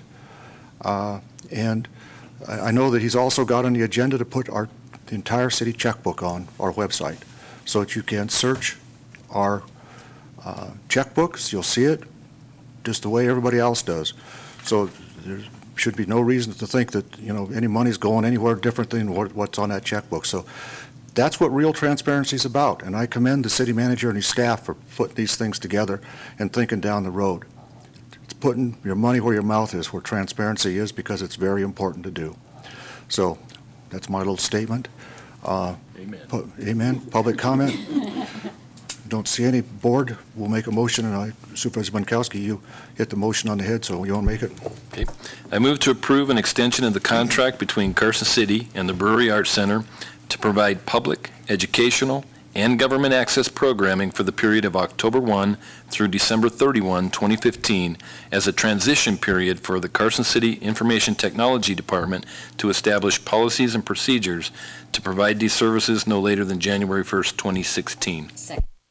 Motion and second on the motion. Discussion? Hearing none, all in favor signify by saying aye. Aye. Opposed, nay. Carried unanimous. Thank you, Kyle. Please thank your board again for us. Mr. Von Schimmelman, thank you very much. IT is moving right along. Digital, going forward, huh? Okay, the digital highway right in front of you. Okay. All right. Let's take up 23A, approval of bills by the city manager. Anybody got any questions about these? Public, motion's in order. I move to ratify the approval of bills and other requests for payments by the city manager for the period August 11th, 2015 through September 7th, 2015. Second. Motion and a second on the motion. Discussion. Hearing none, all in favor signify by saying aye. Aye. Opposed, nay. Carried unanimous. Okay, let's take up, where am I? Item 23B. This is discussion and possible action to determine if staff should provide all board members with information provided to one member. City Manager.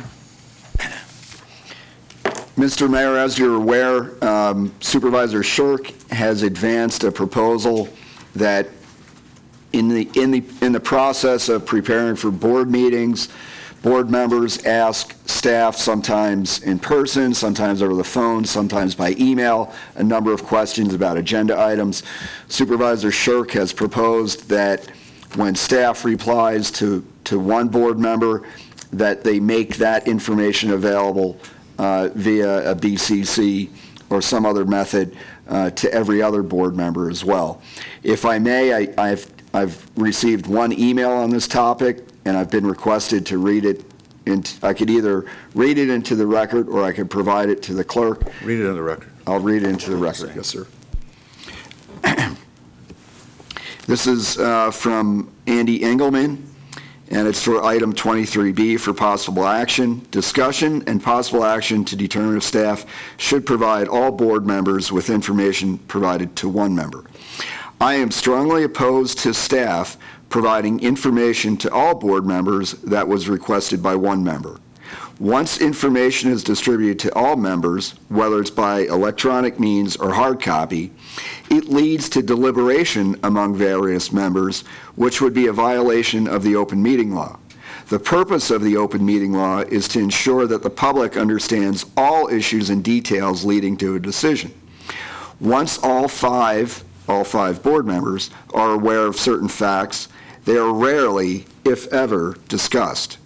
Point number 2, again, once all information is distributed to all the members of the board, it's then public information which is subject to NRS 239, public records, as well as requirements under NRS 241.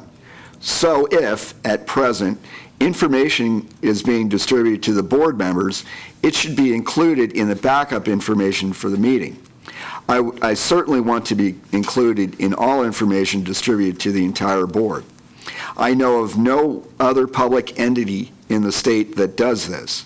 Each member has an area of expertise that is their own and is used for the benefit of the public, not other members of the board. Please do not vote to change information gathering from its present system. And that was, again, from Andy Engelman. Is that the item? Supervisor Shirk, this was raised by you. Do you want to weigh in now, or do you want to?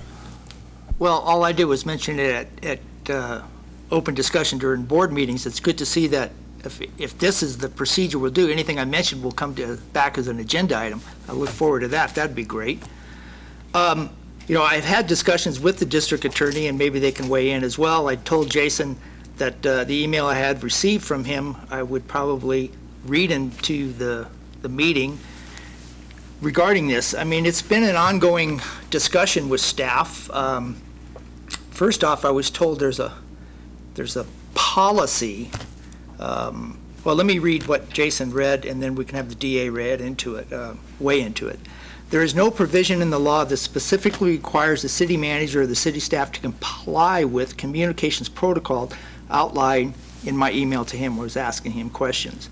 There is no provision in the law that specifically prohibits compliance with the communication protocol outlined. Therefore, the subject matter is a matter of policy.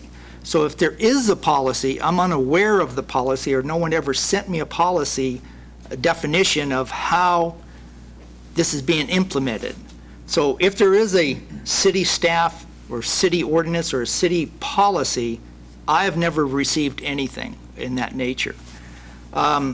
He goes on to say the board has the authority to implement a policy that directs the city manager to require city staff comply with communications protocol outlined, which again, I don't know what protocol there is. Just in this agenda item this week, every question I sent out, I asked that city staff forward to other board members' questions and their responses. I also said anything that I asked to be forwarded to other board members be submitted as late material. I believe I can ask those questions. Whether city staff complies with it is another matter. It also, Jason went on to say, the city manager has the authority to implement a communication protocol. I don't know if that's forthcoming.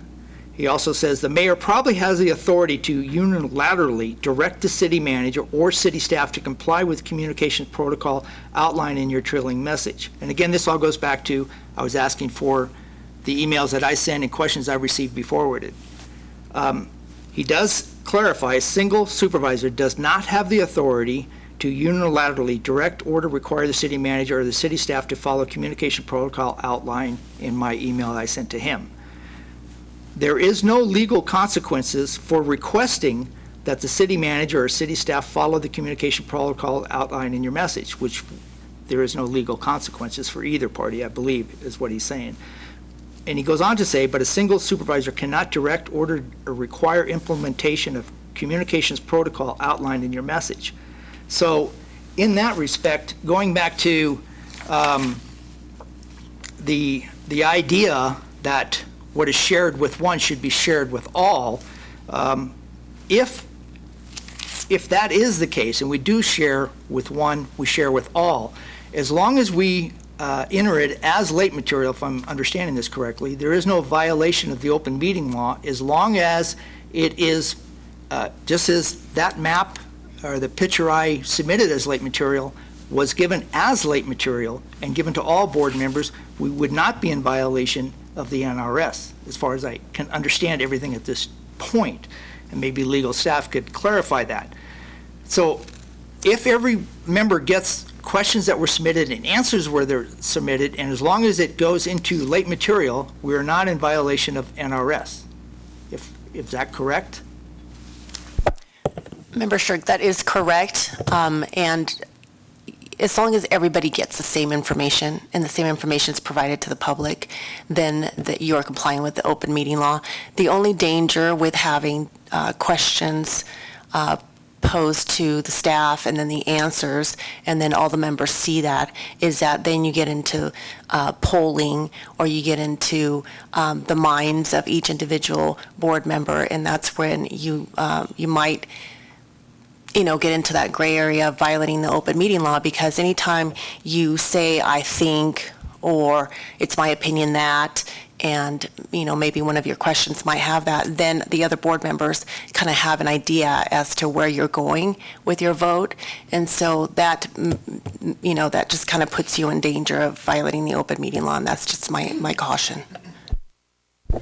Well, I think how this developed is, I believe, and I'm sure no other board member will agree with me on this, but I believe that the sharing of information about agenda items is, I think, relevant to the discussion. It helps people make up their mind and to see clearly something else, because one question, one answer may spark an interest going the other way. I understand the possibility that if names are in there or my opinion, it's questionable if anybody writes a question, is my opinion that we, something like that, I don't know. But I think it's a fine line there, but I think I'm entitled to, me personally, as an open and transparent government, as been mentioned here today, that we would want to share that information. Even when I asked that it be forwarded, it still was not forward. When I'm asking that my questions and the responses be forwarded, that wasn't complied with. So I don't know what it takes, but for Andy Engelman, I understand her position as well, but it is staff's position to decide if they want to email citizens all material of every agenda item. I don't think there's a procedure there or protocol or policy that if a citizen asks for something to be emailed to them, that we have to comply with every citizen being on a mailing list. I'm not sure about that. As for other entities within the state of Nevada not compliant with this same ideal, I have no idea of that. If Ms. Engelman knows if every municipality in the state of Nevada doesn't comply with this, well, maybe she's possible she does know that. I don't know. But for us, And for me, just as this agenda item here today is all agenda items fall under the authority of the executive branch of government, which is overseen by the mayor. He alone can approve or disapprove any agenda item prior to the meeting, just as this one is. And know that the majority of agenda items that are brought before the board originate with city staff. Today's agenda item, 23B, which is being submitted by the city manager, under the heading Recommendation for Board Action, it states, I move to direct the city manager to provide all board members only the information material that substantially impacts the published agenda. This motion by the city manager is specifically asking one board member to make this motion. Again, remember, this is being submitted by the city manager. He is asking to be granted to him and him alone the power as he can determine what will substantially impact the published agenda. Granting the city manager this power as a sole authority to determine what will or what will not substantially impact all future agenda items is completely wrong. It singularly empowers him to control all communications of all agenda items. Granting this power to one individual goes against the principle of separation of government powers. The foundation of government is the principles of fairness must exist. It is not to proclaim it does, we must actually make sure it does. Communication is the first step towards open and transparent government. If it does not exist, then fairness does not exist. As a lawyer, Mr. Bob Crow can tell you that in court, both the prosecutor and the defense attorney are required to share information in the discovery process of the trial. Discovery enables the parties to know before the trial begins what evidence may be presented. It's designed to prevent trial by ambush, where one side doesn't learn the other side's evidence or witnesses until the trial, leaving no time to counter or argue with the evidence. This same basic principle of ambush could possibly apply to how staff could withhold information, and I'm not saying they are, on an agenda item that has been given to one board member, yet fail to provide the same information to all board members. In my motion at today's meeting, I would direct city manager to provide equal distribution of all board members any and all information or material of published agenda items that was provided to the one board member. That would be my motion. I would like, that's my statement. Just let me just follow up on, since you mentioned my name, there's a distinct difference between this process that we're here today and an advocacy process in a criminal case. One is an advocacy, an adversarial position. This is not. This is a position where people bring things to our board as their item for us to decide, and it's up to each of us to do our own due diligence on whether or not we think that what they bring is proper. There's nothing, I've heard people say that, I'm an ogre, I'm a corrupt ogre, or whatever I am. Maybe I am, I don't know. But to me, each board member owes a duty to the public to do their own due diligence. And I haven't heard a word why someone else should do someone else's due diligence. What's the public spirit in that? I mean, and I think that violates our duty to our own constituents. And I'm also very concerned, more so, about the potential violation of the open meeting law. This is, to do as you suggested, Jim, is rife with an issue of violating the law, which we all took an oath to uphold. And, I just don't see it. I'm having difficulty seeing the merit in running that risk for something like this. So that's my own comments on it here, and we'll go down here and we'll see where we are, and then we'll see where we go and take it up and go on. So. Yeah, I'm right there with you, Mayor. I am adamantly opposed to this for several reasons, which I'll run down here. First, it's going to stifle initiative on the part of the members of the board by making your casual conversations with staff public. And an example of that is on an agenda item, I go through the package, and then Monday morning I sit down and I email all my questions to the staff department heads or the staff members that are in charge of that agenda item. I may have thoughts, personal thoughts about an agenda item. I may have thoughts on how the city should do something or not do something. I may throw suggestions out there. I may ask stupid questions. That's part of the process of doing your homework and getting informed on each agenda item prior to the meeting. Those conversations may go back and forth for 20, 30, 40 emails over the course of the week, and they may last right up until the day of the meeting. I don't want 35 emails on private, casual conversations on an issue that may or may not be material to be public record.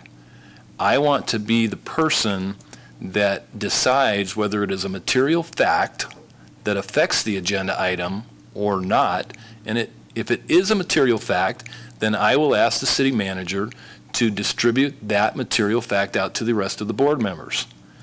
So that is the process that we currently use. I think that that's a good system.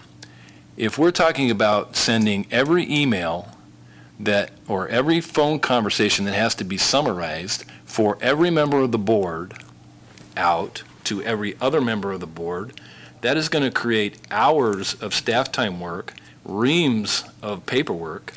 We're going to have a higher stack of late material than we will have an agenda. I don't want to have to read all that. If it's material, let's condense it down to that material fact, send it out to the board members. That's what we do now.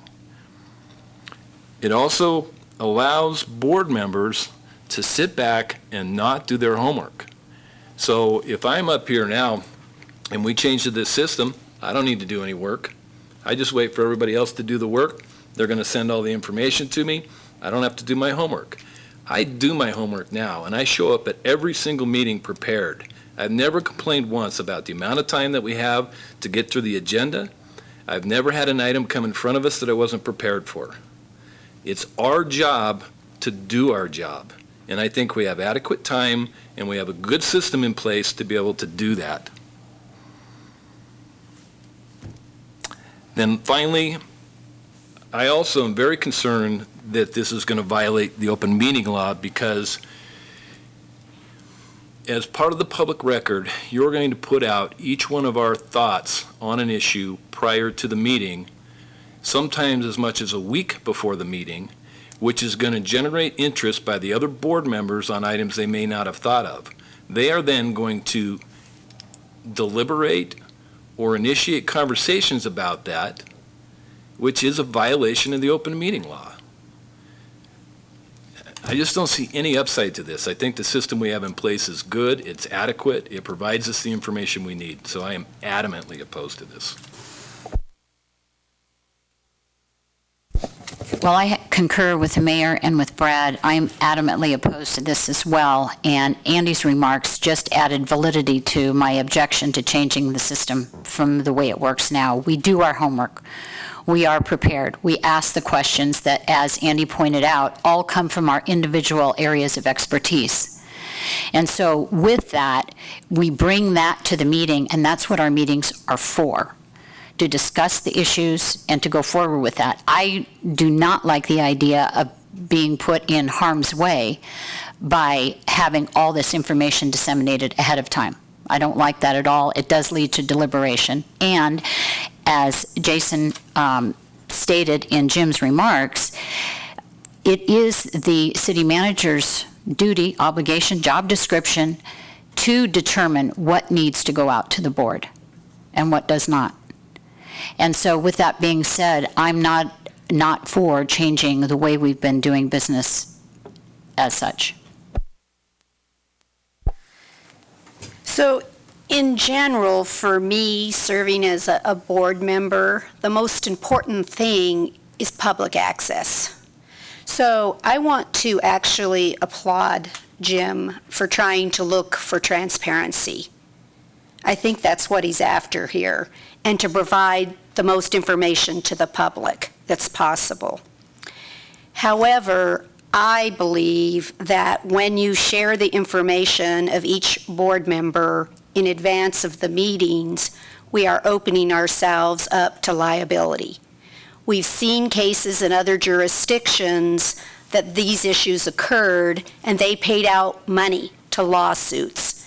And so I want as much public transparency as possible while I protect the public from anything we might do that would cost them in a lawsuit. So I think for me, if I get pertinent information, it's my job to bring it to this meeting and put it on the public record. And I think today was a perfect example of that. Not one single one of my questions on any of these agenda items were answered to me. I do all of my questions on Mondays with the city manager. I did not receive a single response. I brought all of those up today, and some of the actual staff members were unprepared for the answers, even though I gave them my questions in advance. And you saw what we did in deliberation is not approve the item. You all saw that today. We did not approve the item and said it has to come back for further deliberation. So I think the public process is working the way that it is, and we're protecting both sides of this issue. But I do want to say that I don't think Jim had bad thoughts about what he wants to accomplish here. I just don't think it's practical. Well, in my final remarks, I respect all the board members, and my comments at open discussion were just comments. I didn't ask for this agenda item at all in any phone calls, any person-to-person. I never asked this for be on the agenda item at all, ever. How it got here was not my decision. I didn't ask for it. I believe at open discussion I can say whatever I want. But if it is, whatever I say is going to be an agenda item, I look forward to that. How board members research and do their investigation of all agenda items, I respect them. I do my own work as well. Sometimes I bring all questions into it. Sometimes I pass it along. But I did not come or bring this forward because I felt that the board members were not doing their job. And I don't think any board member here would not sit and go like, well, I'll wait for everyone else to do the work. I'm not going to do anything. I don't think that's the case at all. I think all of us are elected by the public, and I think all of us do our own homework. In no shape or form was that my intent in any manner. And how that came into the discussion, I don't know, because I never said that. And I never indicated that. I just simply asked that information be shared. I believe I have a right to ask for that. How this board reacts to it is their right, and I respect that as well. So, I mean, as I said, I don't think any board member would go along with this. I made my motion. I doubt it will get a second, and that's fine too. I'm comfortable with everything. So, thank you for your time. Well, I haven't heard a motion yet, but I know you touched on the idea, but, okay. I think, you know, we're trying to be professional here, but, and we're going to, you know, there are things I could say, but I'm not going to say it, so. We ready to take a motion up, and we'll see if it goes? Jim, you want to make a motion, or we'll just make a motion? Well, professionally, there's things I could say, but I'm not going to say them either. Well, I got the microphone. I've got the microphone. I've got the microphone. You know, but I control this meeting. Go ahead, then. Okay, we're at the motion time right now. That's what we're at, motion time. So, who wants to make a motion? Supervisor Bunkowski. I move to direct the city manager to provide all board members only information that contains material facts that impact published agenda items. Second. May I add a discussion item to that? Discussion. Just, and that information be labeled as late material for public review? So revised. There's been an amendment to the motion, and a second agrees on the motion. Further discussion? Hearing none, all in favor signify by saying aye. Aye. Opposed, nay? Nay. Okay, we'll take up now item number 24, non-action items. Anybody got anything? Go. You got some. First of all, I had passed out from our CCVB meeting our executive director's goals and objectives for the CCVB and also Kyle Horvath's marketing direction for the CCBB. And I did that with the intent that board members are educated as to the direction and the collaboration that the Visitors Bureau is exercising and working forward with all the things that we've got going on in this community in order to bring heads and beds and in order to promote tourism even during times of construction on our corridors and things of that nature. So it's good reading. Secondly, have spent countless hours with other members of Cooperative Extension from the university in selecting our new person for the position to replace Joanne Skelly, which is a hard act to replace. With that being said, the selection or the recommendation was made as of Friday for Lindsay Chichester, who grew up in Topaz Lake and currently resides in Nebraska. And hopefully the university will go forward with the search committee's recommendation. But if they do, she's a wonderful asset to our community. So look forward to that. I just wanted to take this opportunity to commend staff and the city manager on rolling out Carson City Connect for the public. If you go to carsoncity.org, the city website, if you look in the upper right corner of the tabs, it's the top tab. It's an awesome program, very simple to use. You can report pretty much any issue that you can think of, and it gets directed to the correct staff member, and you get a response back that the city's received your email and at least initiates an action plan within 24 hours. So I recommend everybody out there, and Eric, thank you, to check that out. It's a great program, and I think it is a giant step forward for the city. Okay. On future agenda items, I would like to have a report from code enforcement detailing the types of complaints and if there are any areas we should be addressing. I thought it was kind of funny that Ms. Tingle came forward today, but kind of timely for my request here.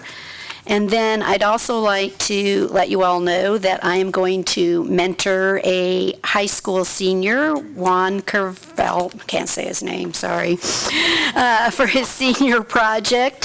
He's going to be job shadowing me for the next few months, so he will be here this afternoon for our health department discussion. So I look forward to showing him the inside track, and maybe I'll have him talk with each of you to help his paper, if that would be all right. He gets a help.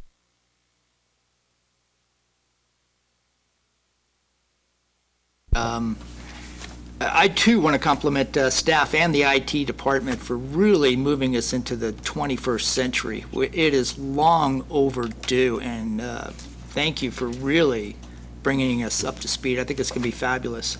I do want to mention that city staff also put together a meeting for a noise ordinance that we're moving forward on. I would say that the Charter Review Committee, we still not have the selections from our elected officials, unfortunately. I don't know if that's ever going to change. Also, we looked at the policy of board committees and commissions. We had a discussion on it, and I think that's supposed to be coming back to us shortly, so that would be helpful for the IT department on the filming, maybe. I also do want to mention that I live off of Colorado Street, and I don't know why it's getting fixed, but I sure appreciate it, and it's long overdue. I hope the crews that are in that area stay there and repair all the other streets. They just don't come do Colorado and leave. Also, oh, by the way, I know I'm going to try and make NNDA's luncheon where they're going to be talking about those companies choosing to move to Northern Nevada, what NNDA is doing to bring them here, and what direction NNDA is moving in, and the future holds for our region. If I don't make that, maybe staff could have NNDA just send us a brief outline of what's going on in the businesses that are coming here. That would be greatly appreciated. Thank you. Anybody else? I got Mr. Mayor, just an update on the Carson City Connect. We're at 99 service requests since we went hot on Monday, so that's pretty good. So Just want to give you a quick update. I'm sorry, I forgot one thing. I just looked at my notes. I know we've had discussions about hashtag Carson Proud. I think the IT department should look at this. This is, for taxpayers' money, all they're doing is cut and pasting articles off of Carson Now and Carson, Nevada Appeal.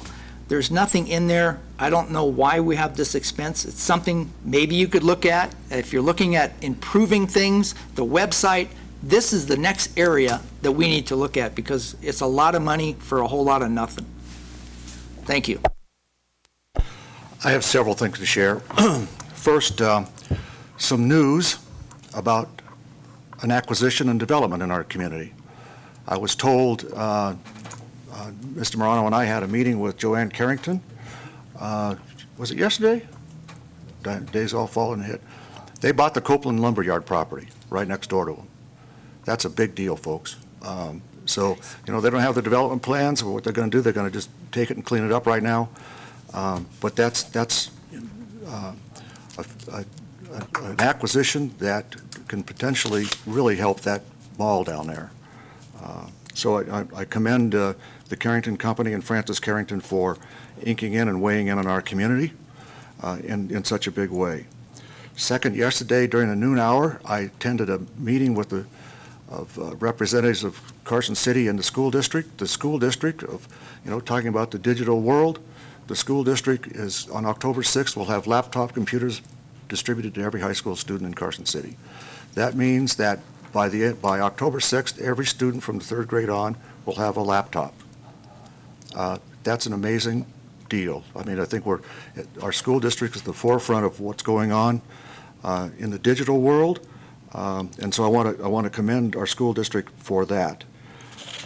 Also, you mentioned Carson City Connect. You know, I want to compliment our city manager here. A couple of days ago, I got some photos from some folks about some trash out on one of the streets. And I gave that to the city manager and said, hey, can you do anything about something like this? And before I could respond to the constituent that, hey, we're looking into this, by the time I got to that constituent, which is about 3 or 4 hours later, that complaint had been looked at and potentially resolved, and the constituent talked to about it. Before I could even, that was within 3 or 4 hours. Nick, you commented on that. There's another one where it happened on some weeds that were up on Orangery Boulevard, where they were complaining that, you know, we'd let Orangery Boulevard weeds grow up along the side there. It was difficult for people to walk. Within 2 or 3 days, Public Works was out there cleaning up the Winnie Lane area. Now looks great. They fixed the issue with respect to drainage up on the Sea Hill area up there. Again, well done. And then speaking of that area, there was a complaint about city-owned property in the subdivision, Longview subdivision. Longview, I think it's the name of it, about us not taking care of weeds there. And I want to read into the record a letter I got on September 10th to me, and I'd like to read it because I think it's important that people know these things. Dear Mayor Kroll, we sent you a letter expressing our concern regarding the lack of maintenance, weed control, in the city-owned property surrounding our housing development on the west side of Carson City. A few days after I sent the letter, I received a visit to our home by the city manager, Nick Morano. I discussed our concerns, and he advised that he would have a city crew come out to the area and fix the problem. The next day, there were workers with equipment cleaning up the area. It took several days of mowing and cleanup to complete the job. My wife and I wish to take this opportunity to thank the men that did the work. They did an outstanding job of cleaning up the total area. Mr. Mayor, we also wish to thank you and the city manager, Nick Morano, for the prompt attention that you both gave to this matter. It is a pleasure to live in a city that has such a responsive government. They're not talking about me, they're talking about you, Nick, and your staff.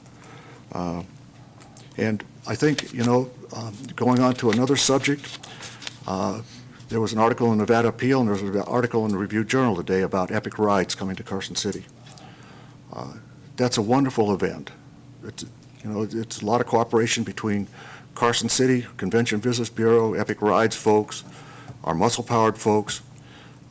And in the Reno Gazette-Journal, there's a statement from the the promoter of Epic Rides, the actual president of the organization, saying, you know, there are really two reasons why they're coming here. One is the excellent trail system that we put here, particularly the Ash to Kings Canyon Trail that was just completed here.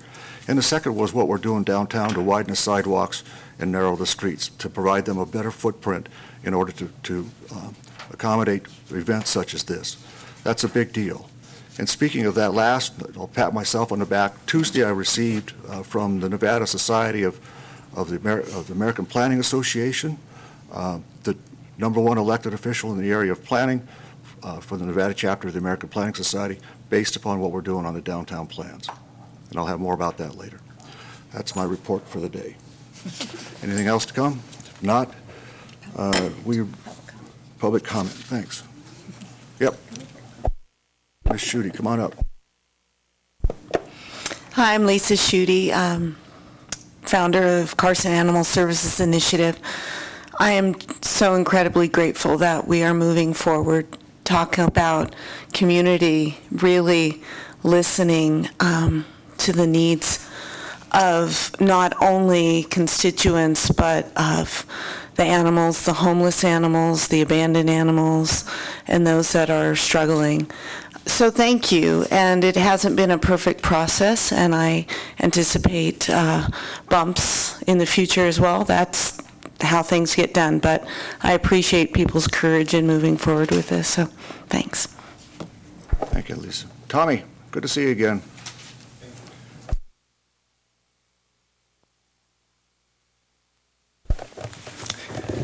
My name is Tommy Hughes. I was here earlier and spoke with Supervisor Shirk, and I spoke about this article that I saw in the appeal, Animal Shelter Bid Issues on Tap, and specifically, Mr. Shirk, Supervisor Shirk said, well, that's not going to be on the agenda. That has been pulled. And I asked why it has been pulled, and of course, Jim didn't know. But my concern, and so I thought it was all taken care of, but you've got to understand that now that I'm a little kid of 78 and 1/6, I don't process information too quickly, more like a tortoise in a tar pit. But when I went off and went and got a cup of coffee and thought about it, the item here that got my attention was they said that Shaheen failed to properly complete the subcontractor sheet, is in violation of the express instructions of the BP-10 form, and Shaheen failed to identify the names and license number on its 1% list of all first-tier subcontractors who will be performing more than 1% of the work. According to the protest filed by K7 through the Reno law firm Robison, Bellastegui, Sharp, and Lowe, the protest called it a state law violation. Now, Jim mentioned to me that there's, what is it, a $5,000 bond that you have to put up to, correct me, what? No, we had no discussion about bonds at all. Well, where there was $5,000 was mentioned. No, we talked no money. And what I specifically said was, this agenda item was being pulled because the person who filed the complaint pulled his complaint. And then I referred you to city staff so they could follow up and answer the questions. I did know why it was being pulled, but I did say specifically because the person who filed the complaint pulled his complaint, and if that's the case, then they will pull it from the agenda, and that's when I said you need to talk to city staff, and I pointed it to Nick. Okay, and that's correct. You did say that it had been pulled, but I was wondering why it had been pulled, and because this is a pretty serious allegation, and And I guess what I would like to know is, did Shaheen Beauchamp fail to identify the names and license numbers on his 1% list? Or did they not? And if they did not, then they should have. It's too late now because it's already, Beauchamp has gotten the contract, but I mean, it just doesn't look good. And I think I remembered saying to you, Jim, that it kind of smacks of good old boy collusion and backroom deals. And you said, oh, I wouldn't go that far, and I'm sure you wouldn't because you're an elected official. I'm a private citizen. But it just doesn't look good. And the other thing is, I mean, if you look around, if you've lived here any length of time, I've lived here since '75. I went to work here, started working here for Central Office of the Welfare Division in '70. There's Beauchamp Shaheen is a big builder in Carson City. K7, I've never heard of them before. But it just, I would like to know if there's any truth to Let me just say this, Tommy. I mean, on all these matters, we're guided by what legal counsel does for us. And we have an elected district attorney, and we have a district attorney here. They have reviewed not only the Shaheen Beauchamp contract or proposed contract, and they reviewed the bid protest, and so I don't think any board member was involved in any of that. So it was a unilateral decision by the protester to withdraw the protest, and as far as I know, the district attorney, if they didn't, they would have weighed in here today, said that what the bid was proper. So I don't know, using the words collusion and things like that, I don't see that happening. But I will tell you this, that I've been a lawyer for 42 years. Every lawyer that's worth their salt is going to go to that bid statute and allege the particulars of what the statute says and say there's a violation of it if they have reasonable grounds that they think could do it. So that's how that stuff gets done.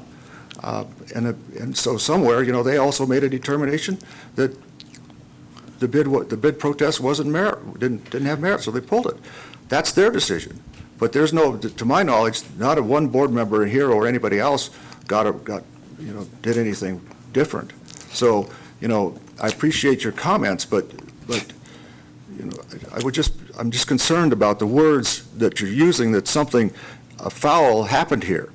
I mean, because I will tell you, my specific instructions in all of these things is you be guided by what your legal counsel tells you, period.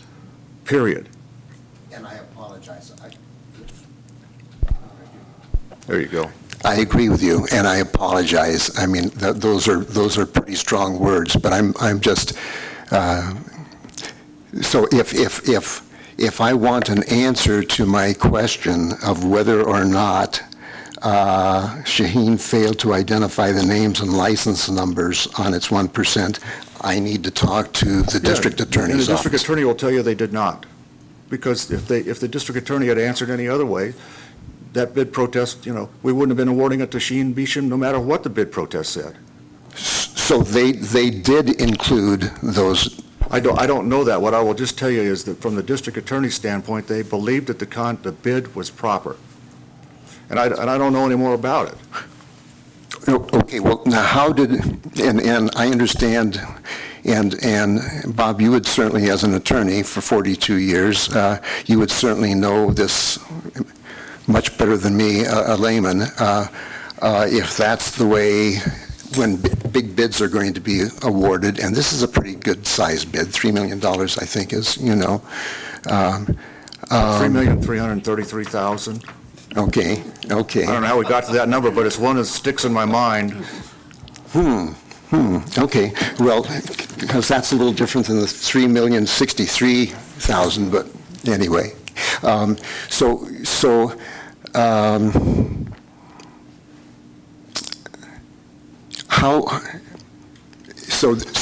what I'm hearing you say is that these attorneys representing K7 appealed this, and what are they getting out of it? I mean, K7 hired this law firm to protest the awarding of this contract based on the other contractor not following proper protocol. And I think I just heard you say that this is pretty common procedure amongst, Well, it is. Bid protests are, I mean, that happens, and sometimes they're right and sometimes they're wrong. I mean, we've had bid protests where, we've had to go back and revisit those bid documents. There's no, and believe me, I wasn't happy about doing that. Yeah. I mean, that's why when when Mr. Woodbury was elected, one of the things I suggested to him during his campaign was, you need to look at all those bid documents, man, because a lot of them are just outdated and they're inconsistent, and go through it. So, Adriana, do you want to just weigh in and kind of close this off? I just wanted to remind you that this is just public comment, and without and without disclosing any confidentialities between the attorney and the client, I'd be more than happy to talk to you offline with regard to the process, and maybe with the city manager as well, to talk to you about the process. Okay, thank you. Thank you. You said it better than I said it, man. That's why in January I'm going of council, man, because you know what? I no longer have the edge that you younger lawyers have. You know what? I no longer have that edge, man. Good that I recognize it. Okay, anything else? Any other public comment? Yes, ma'am.